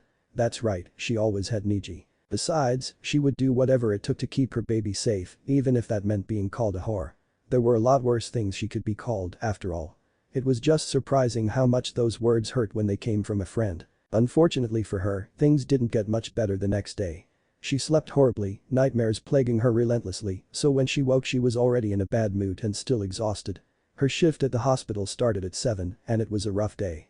For some reason they seemed inundated with children with broken bones and cracked skulls. Then, when she was in the middle of healing a boy's fractured arm, her chakra had decided to take a nosedive and completely sputter out, forcing her to stop halfway. This in turn caused some slight, and she did mean slight, because she'd already numbed the whole area, discomfort for the boy, and just her luck he was a whiny little brat. His mother had had a fit when her kid started complaining of being in unbearable pain and went on a rampage about how incompetent the hospital staff was. Hinata, too tired to put up any sort of defense, had simply allowed the woman to berate her until Tsunade-sama herself had appeared out of nowhere. She'd personally fixed the boy's arm and sent the mother a withering glare, asking in an overly nice voice if the woman had a complaint with any of her staff. Then she'd sent Hinata home 2 hours early, assuring her that she wasn't being punished, she just obviously needed some rest. Hinata was torn between being ashamed of herself and grateful towards the Hokage. That was when the worst part of Hinata's day came waltzing out of the compound just as she reached it. Hanabi turned to her older sister with a sneer and said, "Hello, Nichin, how are you?" Hinata sighed and said wearily, "I'm fine, Imauto. And yourself?" "Oh, I'm okay. Heard something weird in the market earlier, though." "Oh?" Hinata wasn't sure she wanted to know where this was going. Things rarely went well when her sister decided to talk to her, and with the obnoxious little smile she had on, there was no doubt in her mind this time would be no different. "Hi. Something about you and getting knocked up." Hanabi batted her eyes prettily at her older sister and gave her a fake pout. "Nichin, why didn't you tell me you were pregnant?" Hinata scowled. So that's where the brat had been going. She should have expected this. Gee gomenasai, Imauto, it must have slipped my mind. Well, now you know. She attempted to make a clean getaway, but only made it a few steps when Hanabi said condescendingly, "So I heard it was Neji's." "Really, Nichin? Stooping so low as to fuck a branch house member? Even you could do better than that." Something inside Hinata snapped. Without thinking twice, she turned and pinned her startled sister to the fence surrounding the compound, wrenching her arm painfully behind her back and smashing her face into the wood unforgivingly. She had absolutely no chakra at her disposal, but it didn't matter, she didn't need it. She'd already gotten Hanabi pinned and could use the angle and her superior weight to keep her in place. And if Hanabi struggled too much and tried to get out of this particular hold, she would snap her own arm in two. She wasn't going anywhere, something the younger girl quickly caught onto. "What the hell, Hinata? Let's get one thing straight," Hinata hissed, sick and tired of her sister's superiority complex. "I don't care what you say about me, I never have. You go around with your nose in the air and keep telling yourself how wonderful you are, how much better you are than me. Whatever makes you happy, Yamato. She leaned close so she was whispering directly into Hanabi's ear now. But I will not tolerate you speaking down about Neji Niasen. He is your cousin, your elder, a jounin and Anbu, and he has earned your complete respect. So you had better pray that I never hear you've spoken of him in that manner ever again, are we clear? Hanabi nodded, scratching her own face against the rough wood, a frantic look in her eyes. Hi, Nichin, we're clear. I won't do it again. Good. Hinata released her little sister, watching as the girl slowly turned, still looking terrified. Apparently having your sweet older sister, who's never even contradicted you before, suddenly attack you when you always thought they were weak and harmless was a scary experience. Hinata just smiled brightly before chirping, "Have a lovely day, Hanabi-chan," and bouncing away, completely ignoring their old aunt who was standing there frozen after having come out and witnessed the whole thing. She was just too damn tired to care. The Hyuga heiress managed to take a short nap before another nightmare woke her, and she found herself not wanting to sleep anymore, despite how tired she was. So instead she started making dinner a good 2 hours earlier than she usually did, purposely choosing a recipe she normally didn't bother with because of its time-consuming preparation. Just as she was finishing up, a hand fell onto her shoulder with no warning, making her yelp and spin around, kunai in hand. Niasen. Omen, the startled boy said immediately when he realized he'd scared her. I thought you would have sensed me. Your chakra's not working again. Hinata snorted, turning back to stir the pot on the stove. Not at all, it's disgusting. How was your mission, and Niasen? Oh, it was alright. Uneventful luckily. That's good. Well, you see can go take a bath. Dinner will be ready when you're done. In a minute. Blinking in surprise, she turned to see Neji giving her the strangest look. Like she was a complex puzzle he just had to figure out. Niasen. Is something wrong? He stared for a moment longer. Hinata-sama, did you attack Hanabi? Ah. Hinata felt her face light up like a Christmas tree and pointedly turned back to her cooking. Well, I wouldn't really call it attacked. More I just made sure she didn't leave while I helped her see the error of her ways. And how did you do that? I pinned her to a fence. Neji's eyebrows raised, but he showed no other outward signs of surprise. I see. And why did you find the need to suddenly do all this? It's stupid really. I don't want to talk about it. There was no noise for at least a minute and she actually thought Neji must have left the room to wash up until he said, Hinata-sama, if there's something. Look, I was having a bad day alright.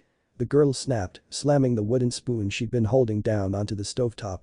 Last night Tenten called me a whore. I got absolutely no good sleep. I messed up at work because my chakra completely disappeared. I got sent home early and then that little brat just had to go and run her mouth off about you. I know I shouldn't have done it and I know it was risky for the baby if she'd managed to hit me, but I was so fed up with everything. So excuse me if I lost my temper a little bit. The silence after her outburst was deafening and she found herself slowly feeling very silly for suddenly acting like that. Especially since Neji was staring at her stupidly, like she'd just grown not one but 3 extra heads. Finally, Hanabi was talking about me. That's why you helped her see the error of her ways. I am maybe. The girl bit her lip and carefully studied the ground, too embarrassed to look him in the eye. You've been so good to me, Niasen, and I don't think it's right to let anyone talk about you. Especially Hanabi. She has no right to okay, she was rambling and sounding stupid and she knew it. But she couldn't really explain how she felt. She didn't truly understand it herself. She just knew that when Hanabi had started talking bad about Neji, she had lost it. Had needed to defend him. Hinata-sama, there's no need for you to fight with your sister over me. He gave her a small kind smile. I'm not worth the trouble.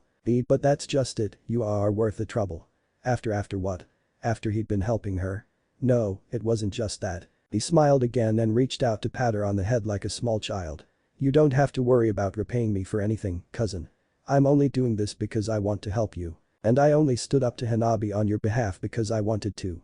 You're helping me aside, you're one of my most precious people. The hand resting on top of her head tensed and she looked up to see him staring intensely at her face, lips slightly parted.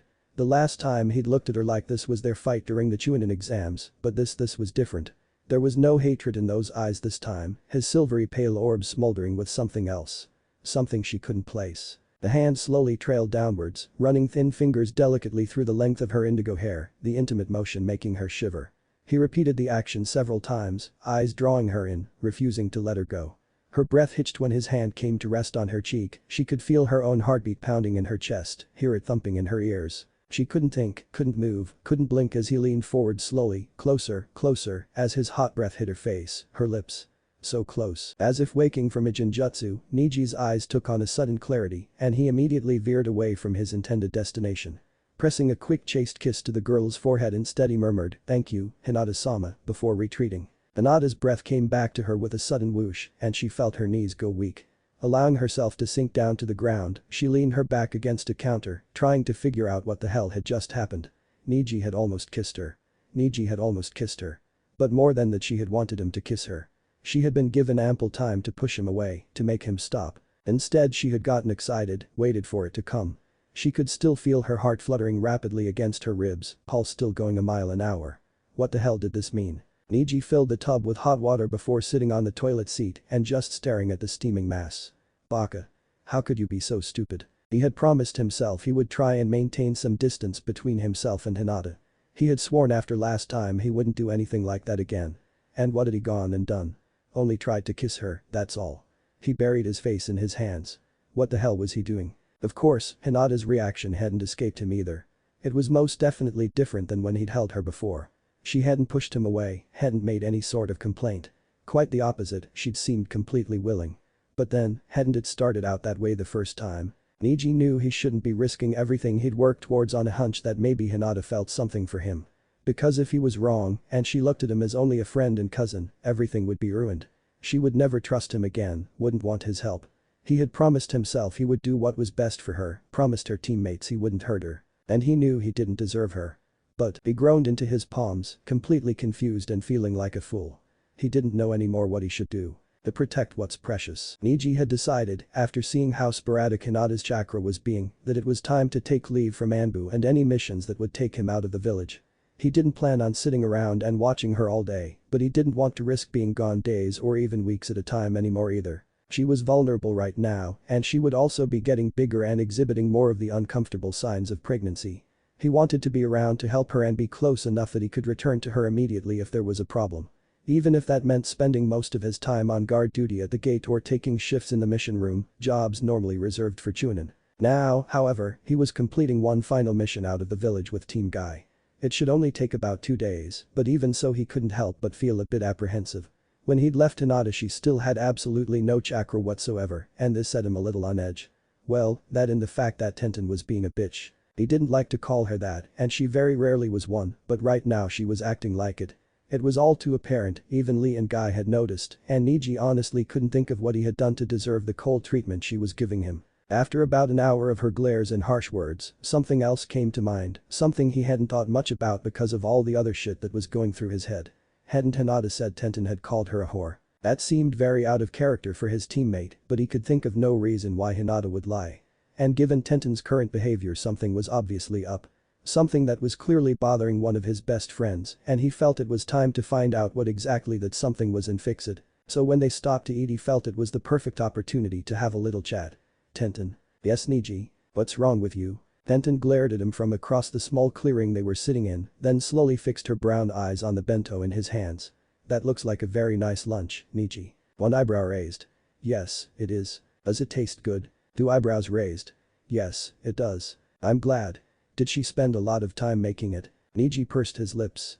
This is about Hinata-sama. Why yes, it is. You're jealous. The girl's hackles immediately raised, and if looks could kill Neji would have been dead 10 times over. No, I'm not jealous of Hinata-sama. I was happy that you'd at least found someone to fuck around with. Neji felt himself tense a bit at the words, sharply reminding himself that she was supposed to think he had fooled around senselessly with Hinata. Then I'm afraid I don't understand why you're acting like this. He did his best to ignore the 2 green-clad shinobi who were pretending not to listen in. Tenten laughed, and it was a very bitter sound. Our relationship wasn't going anywhere, Neji, and I knew that. That's why I wasn't upset when you broke up with me 3 months ago. Neji continued to wait, not understanding what the problem was. If she had realized, as he had, that they were better off as friends, why was she behaving this way now? It was completely irrational. It was only 3 months ago that you 2 broke up. Lee asked suddenly, no longer feigning ignorance to the situation. And he looked absolutely shocked for some reason. That's right, Tenten spat, 3 months ago. Neji just kept staring, though he was now acutely aware of the somewhat horrified and disgusted looks he was getting from his male teammate and sensei.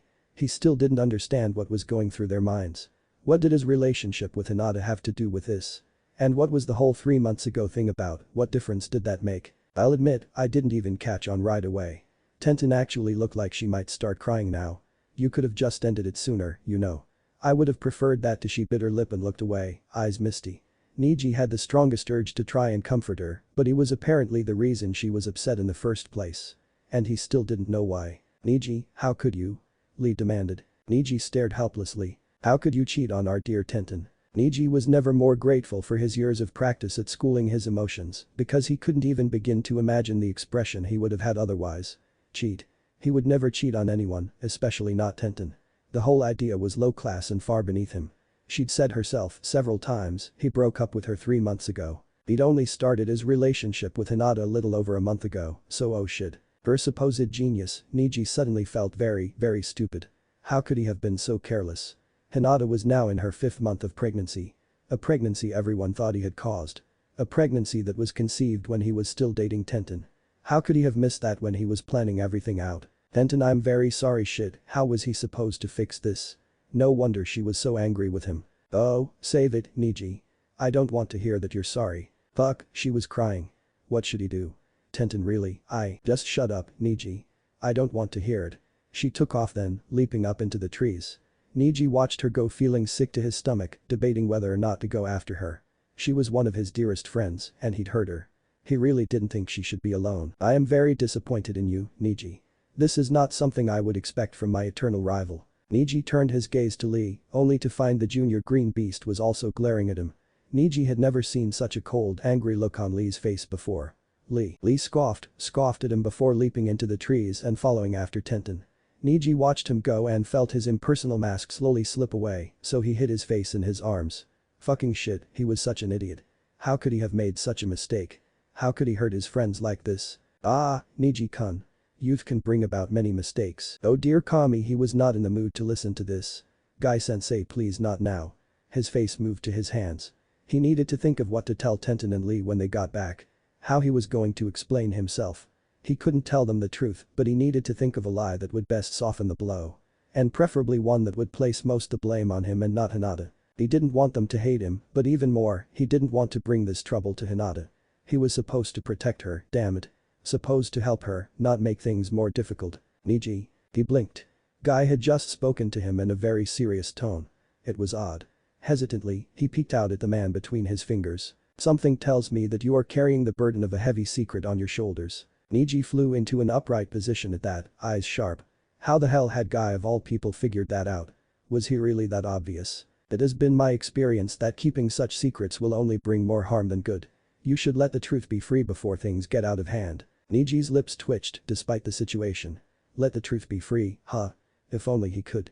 Unfortunately, it's not that simple. But thank you anyway. I didn't seem deterred. Neji, Sensei, it's not that I don't want to tell the truth. It wasn't that at all. If he could just tell Tenten the truth, let her know that even if their relationship hadn't gone anywhere, he had still respected it in her, she wouldn't be angry any longer. She would feel better about him and herself. Lee would be okay because Tenten was okay. Really, if he told the truth, neither of them would have any reason to be mad at all, except maybe that he hadn't just told them right away. But it was too risky. If the elders found out, if Hinata was demoted down to the branch house, his fingers ran lightly over the leaf insignia on his forehead. Some secrets need to be kept.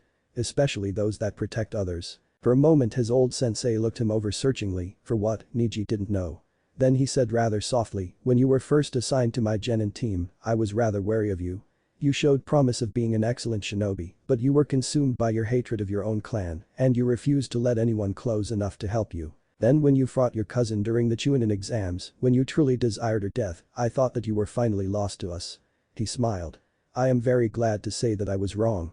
You have turned into not only a fine shinobi, but a fine man as well. Neji had always known deep down that if the situation ever called for it, Guy could be a completely calm, rational, normal person. That didn't help stem his surprise when it actually happened. He was so busy gaping incredulously at the man, checking surreptitiously for Jinjutsu or henge, that it took him a moment to register the words.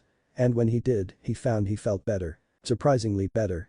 He had never really strove for the approval of his sensei the way so many shinobi did, certainly didn't care about Guy's opinion the way Lee did, but when you got right down to it, what his old sensei thought of him still mattered.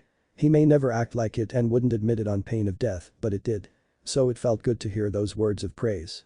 Arigato, sensei. I nodded and said with an almost sly smile, so the person you're protecting, they are precious to you. The Hyuga paused at the words, a far-off look in his silvery orbs. He thought of long indigo hair, pale, lavender eyes, a soft, supple body, a sweet, hesitant voice. He thought of a small hand enveloped in his, of a smile given only for him.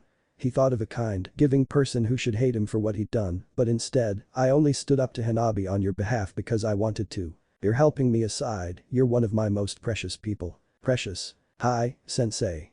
The most precious. I nodded once more, shutting his eyes and taking a deep breath. When they snapped open again, he gave his trademark good guy pose complete with thumbs up and overly bright smile, catching his student off guard and making him jump in surprise as he was temporarily blinded. Yosh. There is nothing more valiant and youthful than protecting the ones who are dear to you. I may not agree with your methods, but it is a noble effort nonetheless.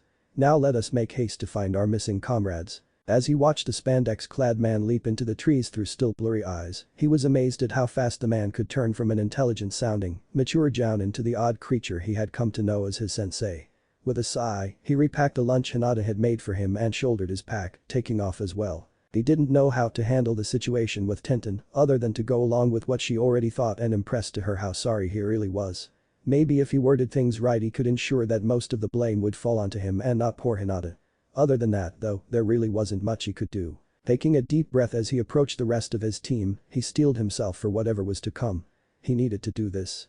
Like he'd said, he was protecting his most precious person. And he would do anything to achieve that goal. Watch out. Kiba heard Hinata's warning cry and ducked away from the blow just in the nick of time, driving his own kunai up through his opponent's jaw and into his brain. For just a moment the man's eyes bulged in surprise before he slumped over, dead. Hinata sighed. She was sure Kiba could have taken the man on by himself no problem, but it still made her nervous. She wished he wouldn't be quite so reckless. Thanks, Hina-chan, he practically sang, retrieving his kunai and making a face at the blood that had splashed his clothes, mumbling something about the smell. Hinata offered him a shaky half-grin, looking over the 4 corpses that littered the clearing. Shino was bent, examining one in an orderly fashion. Rocknin. No, they were Rocknin, Kiba said sagely, sounding mildly intelligent for a change. Now they're missing Nin. Or at least they were before we killed them. Shino made a noise of agreeance, standing and absently straightening his coat. The lab is supposed to be somewhere a few miles east of here. Let's go. Kiba gave something similar to a war cry and bounded off with Akamaru at his heels. Shino rolled his eyes beneath dark glasses, telling the Inyazuka once again to be quiet. As she watched their familiar antics, Hinata smiled. To protect what's precious. Hinata hummed softly to herself as she folded the laundry from the basket in front of her. She kept pausing randomly to rub her ever-growing stomach, smiling down at it fondly as if it was the baby itself and she didn't still have another 5 months of pregnancy left. It had been such a wonderful day so far. Scooping up a pair of Neji's blue boxer shirts, she giggled a bit as she thought of the first time she had done laundry. She didn't think she'd ever seen Neji so uncomfortable and embarrassed before. The man had actually blushed when he realized she'd washed his underwear. She rolled her eyes at the memory. It wasn't like he wore lacy thongs or something equally as humiliating and in his case disturbing. A pair of boxers were not enough to bother Hinata. And if it didn't bother Hinata, chances are it shouldn't bother anyone. The front door opened, and after a brief pause Hinata called out cheerfully, Akari, Nyasan, thinking about how she'd get him to say Tadema at least once before she gave birth. I have something to tell you. She listened to the sound of him taking off his sandals and frowned at the lack of response. Even when he was dead tired or in a sour mood, he'd always at least grunted at her. Something was very wrong. Nyasan, are you alright? He stepped into the room, dropping down next to her on the couch with a look of utter defeat on his face. Tenten is sickened by my very existence, and Lee isn't too far behind her. Hinata froze, boxers in the air. Tenten she had almost forgotten all about her confrontation with the older girl at Ichiraku's. So she wasn't angry with just Hinata, but Neji as well. What happened? She thinks I cheated on her. Hinata's eyes widened, stunned by the accusation. With who? She couldn't picture Neji cheating on anybody with anybody, ever. The act was so unlike him, he cared far too much for honor. The older Hyuga gave the girl a look that clearly said really? Did you really just ask that? And she felt her face heat up. Oh. You mean she thinks you cheated on her with me? He gave her a tired nod, shutting his eyes and sinking back into the soft couch cushions. The mission had been absolute hell. One would think that having your teammate simply try and ignore you wouldn't be so bad, but it was. It had been downright painful the way they wouldn't say a word to him unless absolutely necessary, and then it was in clipped harsh tones with poisonous glares. Ones that let him know he had hurt and betrayed them, broken their trust. And the worst part was that they had every right to feel that way. He wasn't sure if it made him feel better or worse that he hadn't really done anything wrong. HInata watched her cousin apprehensively, chewing on her bottom lip as if it were candy, not even noticing she'd broken the skin. This was all her fault. If Neji wasn't helping her, if he wasn't lying for her, his teammates wouldn't think he'd done something so filthy. At least she considered it filthy, and she was pretty sure Tenten and Lee did as well. But Neji would never do something like that. She had to fix this, had to somehow make it right. Ano and Niacin if we just told them what we told the elders that I used my influence as a main house member to coerce you into sleeping with me. No. She bit the lip harder, looking down at the floor for a moment before bringing her gaze back up to him. He hadn't even opened his eyes, had just casually shot her down. She knew he was doing it for her, to keep her reputation somewhat intact, to keep people from thinking too badly of her. But it wasn't fair. What about him? Neji, I really think that if I said no. Now she frowned, a bit irritated that he wouldn't even let her finish a sentence. And in all honesty, what right did he have to tell her she wasn't allowed to tell people whatever the hell she wanted? Since when was he the boss of her? You see can't give me orders, Niacin. I can do whatever I like, and there's really nothing you can say about it. His eyes snapped open, and she instantly wished she could take the words back. There were many things she knew about her indomitable older cousin, and many things she did not, but one thing she knew for sure was that he could have a very bad temper, and it didn't look like he was about to put forth the effort of keeping it reined in for much longer. Excuse me. I am that is to say, you will not go about telling people that you ordered me to have sex with you. He fixed her with a hard stare, eyes narrowed. The whole idea is absolutely vile, and I will not have people thinking you capable of such disgusting things. Understood. Niacin. So much for him not being the boss. She watched absently as Fluffy sauntered in and hopped inside the basket of freshly washed laundry, wrinkling it up with his paws before lying down and making himself comfortable. Maybe there was another way to help Neji. And Niacin, what if we told Tenten and Lee Kun the truth? That you're not really the no. It's too risky, especially with someone like Lee. He's so damn loud and happy all the time he'd blurt it out without thinking and then train himself half to death in repentance. Don't tell either of them, are we clear? But do not try my patience, HInata. Are we clear? HInata flinched a bit as his voice raised, but she nodded dismally all the same. She didn't care whether or not the clan found out, she just wanted Neji to be happy. She didn't want his two best friends to hate him. Neji huffed and mumbled something she didn't catch a word of. I believe you said you had something to tell me. The girl looked up and for a second he saw excitement flash through her lavender-tinted eyes, but it was gone again just as quickly as it came. Oh that she tried to force a carefree smile, but it came out strained and sad. It's nothing important. I'll tell you later. She shooed Fluffy away from the laundry basket and started to fold the contents again with a troubled look on her face. Immediately Neji felt guilty. He hadn't meant to be so sharp with her, but what she wanted to do could ruin their cover completely, and he could not allow that to happen. No matter what, he would protect her. He had sworn to himself he would always protect her. He would never let anything or anyone hurt her, especially not those bastards on the Council of Elders. He wouldn't let them take her status away. He had vowed that that ugly green mark would never mar her forehead. Tsumimison, Hinata-sama, he said softly, I should not have shouted at you. Please understand I'm just trying to keep you safe. I would very much like to hear what it is you wanted to tell me. She paused for a moment before her hands resumed their task. Really, Niacin, it's no big deal. Anything that has to do with you is a big deal. HInata bit her lip to keep from laughing scornfully at his words. Your duty is to protect me, Neji. You don't have to take it so far. I wasn't saying that because of duty, Hinata-sama. I said it because you're my cousin and friend. HInata was so startled by the proclamation that she dropped the shirt she'd been holding. Even if he'd been acting like it more and more as of late, Neji had never called her his friend. Ever. Really? I'm your friend. Of course you are. He gave her an incredulous look, like he was trying to detect a lie in her words. You didn't know that. Well. He pursed his lips, and for a moment she thought maybe he was going to get angry again. Instead, after a moment's debate, he reached over and pulled her into an awkward one-armed hug, muttering, you'll always be my friend. She smiled brightly at him, and he felt any hesitation over his words slip away. Part of him hadn't wanted to say it, simply because it would make distancing himself again that much more difficult should the need ever arise. But then again, maybe there was no harm in being her friend. His reasons weren't purely selfish, either. After all, it's easier to help someone and keep them safe when they're your friend, isn't it? Just because it's what he wanted didn't mean it wasn't also beneficial to her. He just had to make sure he set some strict boundaries for himself. Now what did you want to tell me? For a second she stared blankly, then, oh. Delicate hands flew to her stomach, stroking it with an unrivaled gentleness. I had my appointment with Ino yesterday. Had she? He must have forgotten entirely. Is the baby well? Ah, hi. She gave him a shy glance before rubbing the bulge a bit more frantically. It's a girl. Neji stiffened and shot her a bewildered look before focusing his eyes on her stomach. A girl. Up until about 2 weeks ago, Neji hadn't given a rat's ass about the baby. But after seeing the look on Hinata's face when she looked at the screen at the hospital or when she rubbed her stomach, he found himself quickly changing his mind. This baby was important to Hinata. He couldn't even imagine how devastated she would be if something happened to it. This in turn made him want to protect the baby to protect her. Besides, the baby was technically a part of Hinata. The bigger she got, the more obvious that fact was. And the more he truly warmed up to the idea of taking care of the baby. Hinata's baby. Hi, she pressed her fingers together and he knew in that moment that something was wrong. Hinata-sama. You really don't mind, right? That it's not a b-boy. Did she honestly believe he did? Why? He'd never bought into that old-fashioned crap about needing a male heir to carry on the family, not that the kid was really his anyway.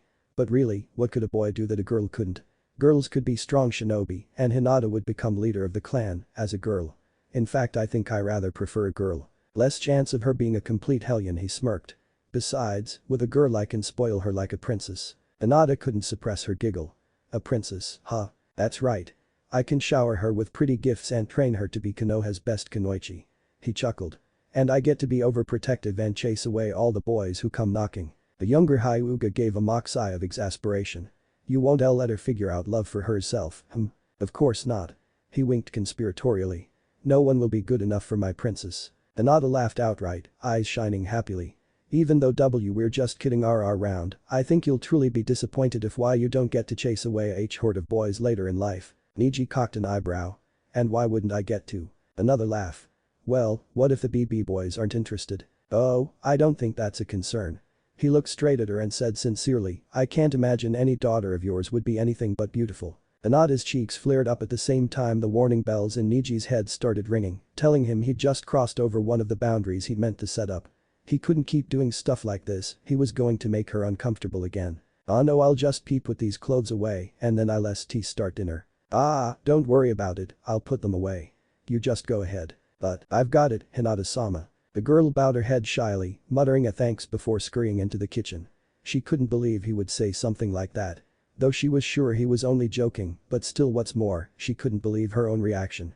As soon as he'd finished the words, she felt her heart start fluttering in her chest, a pleasant warmth spreading through her stomach. She knew this feeling. Up until very recently, she'd only felt this way for one person. Only for Naruto. This was the same way Naruto had made her feel for years, every time he would pick himself back up, every time he would smile at her and encourage her.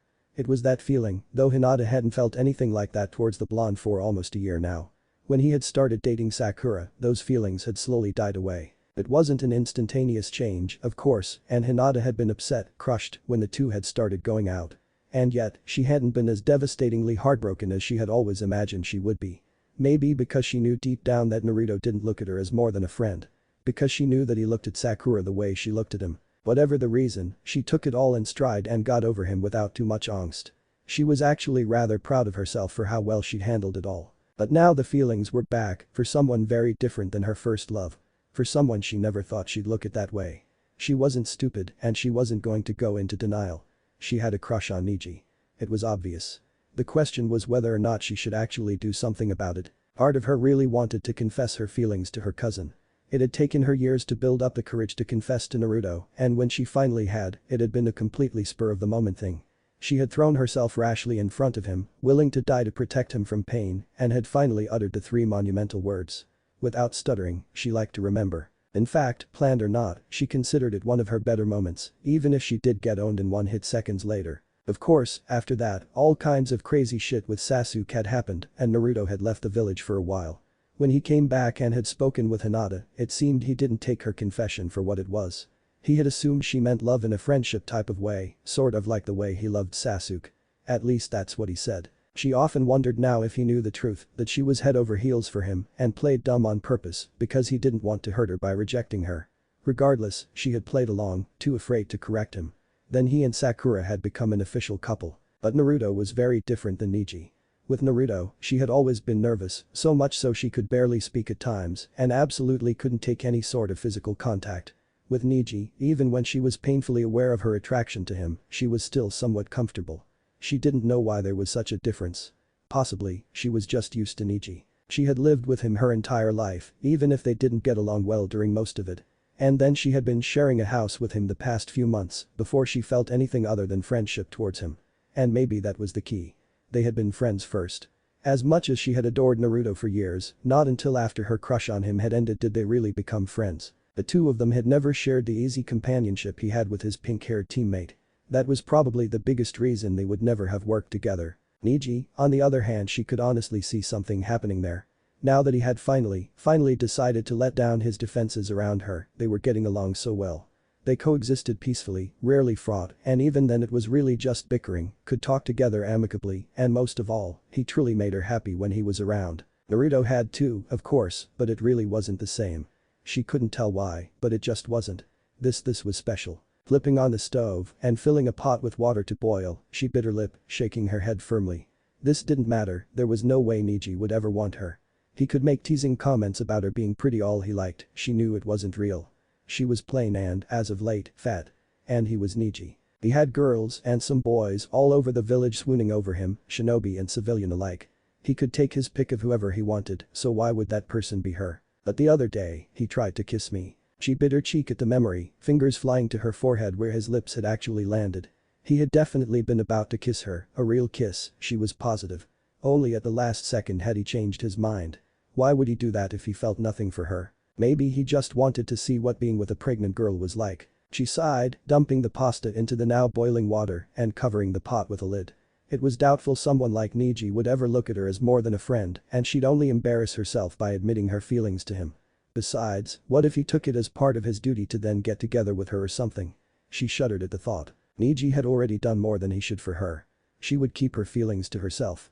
After all, she'd had plenty of practice over the years on doing that. Gossip was the root of all evil.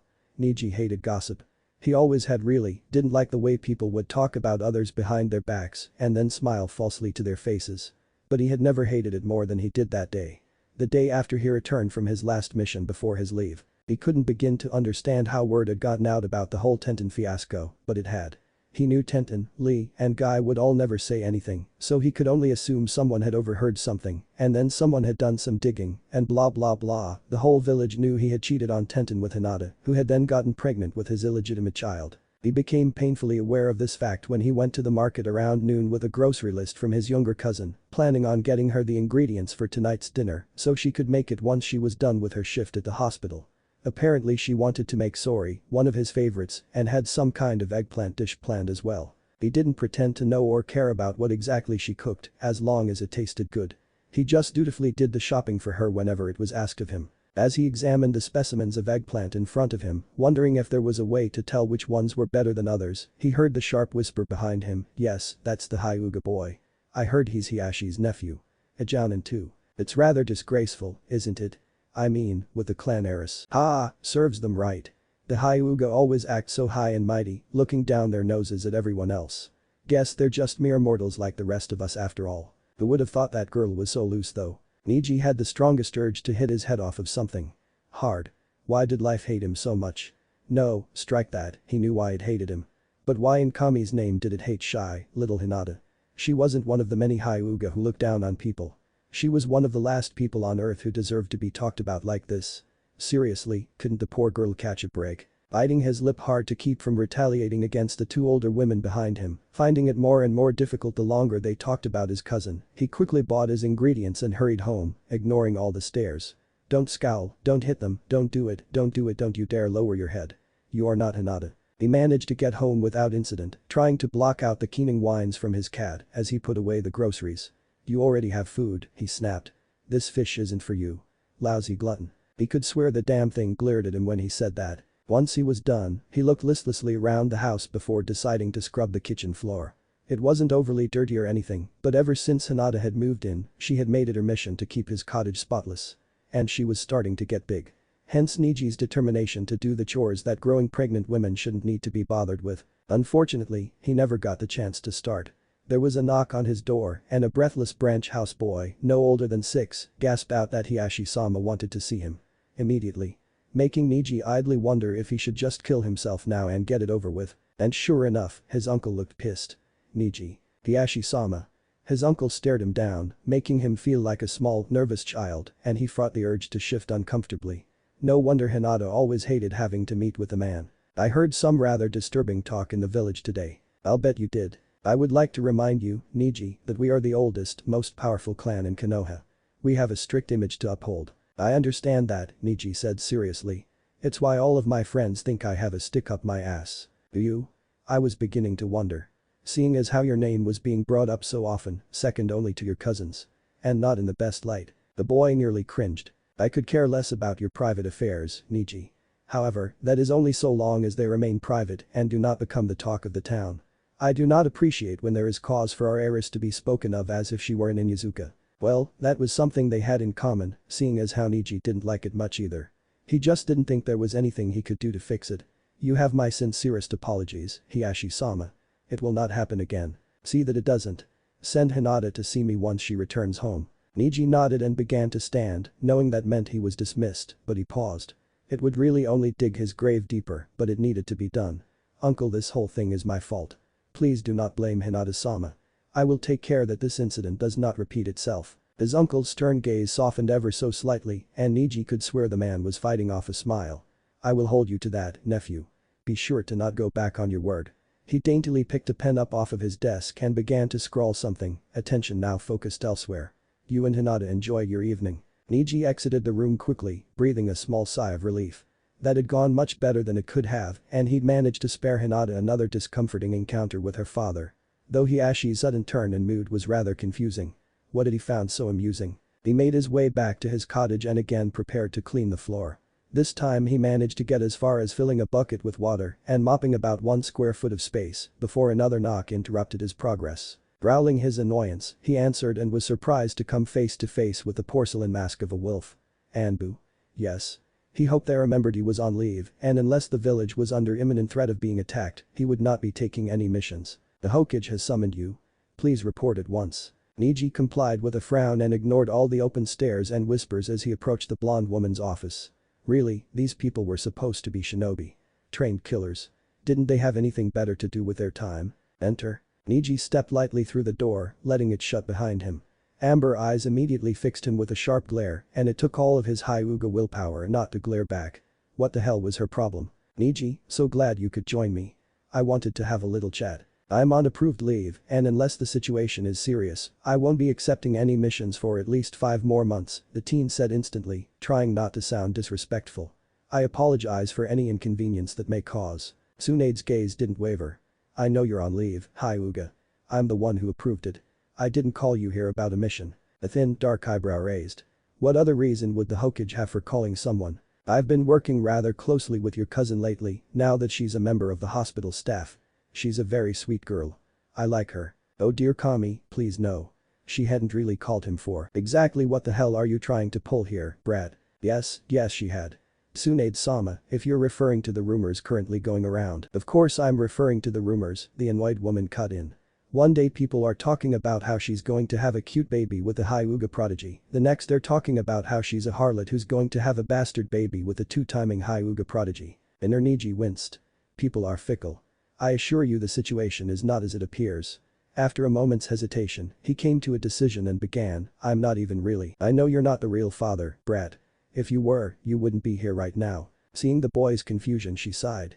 I've been checking up on Ino's progress with Hinata constantly, I know you're just a cover. What I want to know is why. Why what? Why are you a cover?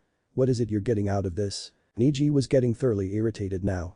It was only around 1 in the afternoon and he was already exhausted, his nerves were frayed, and he'd been holding in his anger for far too long. I'd like to know why too, you know. I want to know why everyone always assumes I have some kind of ulterior motive. Do you really believe I'm such a horrible person I can't just do something nice for once? Tsunade's lips thinned. Don't start getting self-righteous with me, Brad. You can't blame people for being suspicious of your motives when it comes to your cousin. You've never shown anything above grudging respect for her before. A random act of kindness on this scale seems awfully hard to believe. Neji clenched and unclenched his hand several times, refusing to meet his leader's eyes. It wouldn't do to lose his temper right now. I have no motives, no hidden agendas. I'm just trying to help my cousin. The cousin you don't even like. Of course I like her. I love her. Once he'd practically shouted the words, he immediately felt like a fool. Especially since Tsunade was now smirking at him. How could he have let her goad him like that? She hadn't even done much, just a few well-placed words and looks. He was a Hyuga, damn it, they didn't go off yelling about their feelings. They weren't supposed to have feelings. Well now, why didn't you just say so? Neji decided he hated the Hokage.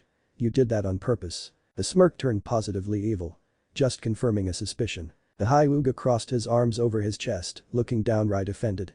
Forgive my rudeness, Hokage-sama, but how is it any of your business what I feel towards Hinata-sama? Tsunade sighed, digging a bottle of sake out from one of her bottom desk drawers. The blonde was amazed at how much the Anbu-level shinobi in front of her resembled a child who hadn't gotten their way. She was half expecting him to stamp his foot and throw a temper tantrum. I already told you, Neji, I'm just looking out for your cousin's best interest. Really? Yes. And I'm bored, but mostly I was checking for Hinata's sake. The woman poured some of the clear liquid into a saucer, offering it to the boy who shook his head. Suit yourself. It was gone in the blink of an eye. Make sure you know what you're doing, Brett.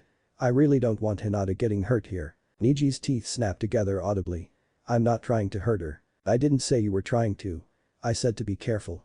The look she gave him clearly said or else. Great. Now the Hokage was threatening him as well, and he had blurted out loud something he was loath to admit even in the privacy of his own mind. He really was a moron. You're dismissed. He gave a respectful bow, though his whole body resented the motion. Nosy, blonde, drunken woman. How would she like it if he started digging around in her private affairs? She'd probably punch him through a wall. Really, she was the Hokage, she shouldn't be butting in like a meddlesome teenager. And why was every single kunoichi he passed giving him cut eye? Oh. That's right. Because he'd disgraced one of their own, and given the chance, they'd maul him like a pack of angry wolves in Tenten's name. Couldn't they just? Any and all thought died immediately as a familiar orally fixated Jounin went flying across his field of vision. Followed by an even more familiar voice growling, maybe next time you'll watch what you say, bastard. Hiba. And that could only mean, hello, Neji-san. That Shino was there as well. The Hyuga considered taking off before he could be sent to join Genma, but stood his ground instead. He wasn't about to run from two people he outranked. Good afternoon. I'd almost forgotten about you too. His voice had taken on a rather pathetic weary quality. When the hell had that happened? Well, come on then. Let's have it. Hiba popped into his field of vision then, giving him a look like he'd lost his marbles, and he had the feeling Shino was doing the same beneath all of his layers. We would like to have a discussion with you, the Aburam intoned mechanically. In private. Neji indolently glanced about, taking note to how they were the center of attention. Then again, he had been the center of attention all day it seemed. Lead the way. They took to the rooftops, ignoring the stares they got from passing ninja as they made their way to the Aburam compound. Shino, Neji found, was much like himself in that he had been given a small house of his own, away from the main one. Except his was quite a bit larger than Neji's, of course, seeing as how he was the heir to his clan and not just a branch member. Not that the Aburam clan had branch members, not the way the Hyugas did. He accepted the invitation to enter, slipping his sandals off at the door, watching as Akamaru trotted away from the trio to a structure outside that was obviously his and Neji could really only describe as a large, elaborate doghouse. Wait. Glancing around the inside curiously, he found it awfully messy for somewhere Shino lived, having always imagined the odd boy to be overly neat. He also spotted a number of things that the bug lover would never bother to own. Doghouse outside, unkempt living space, random Icha paradise. You live here, in Yuzuka.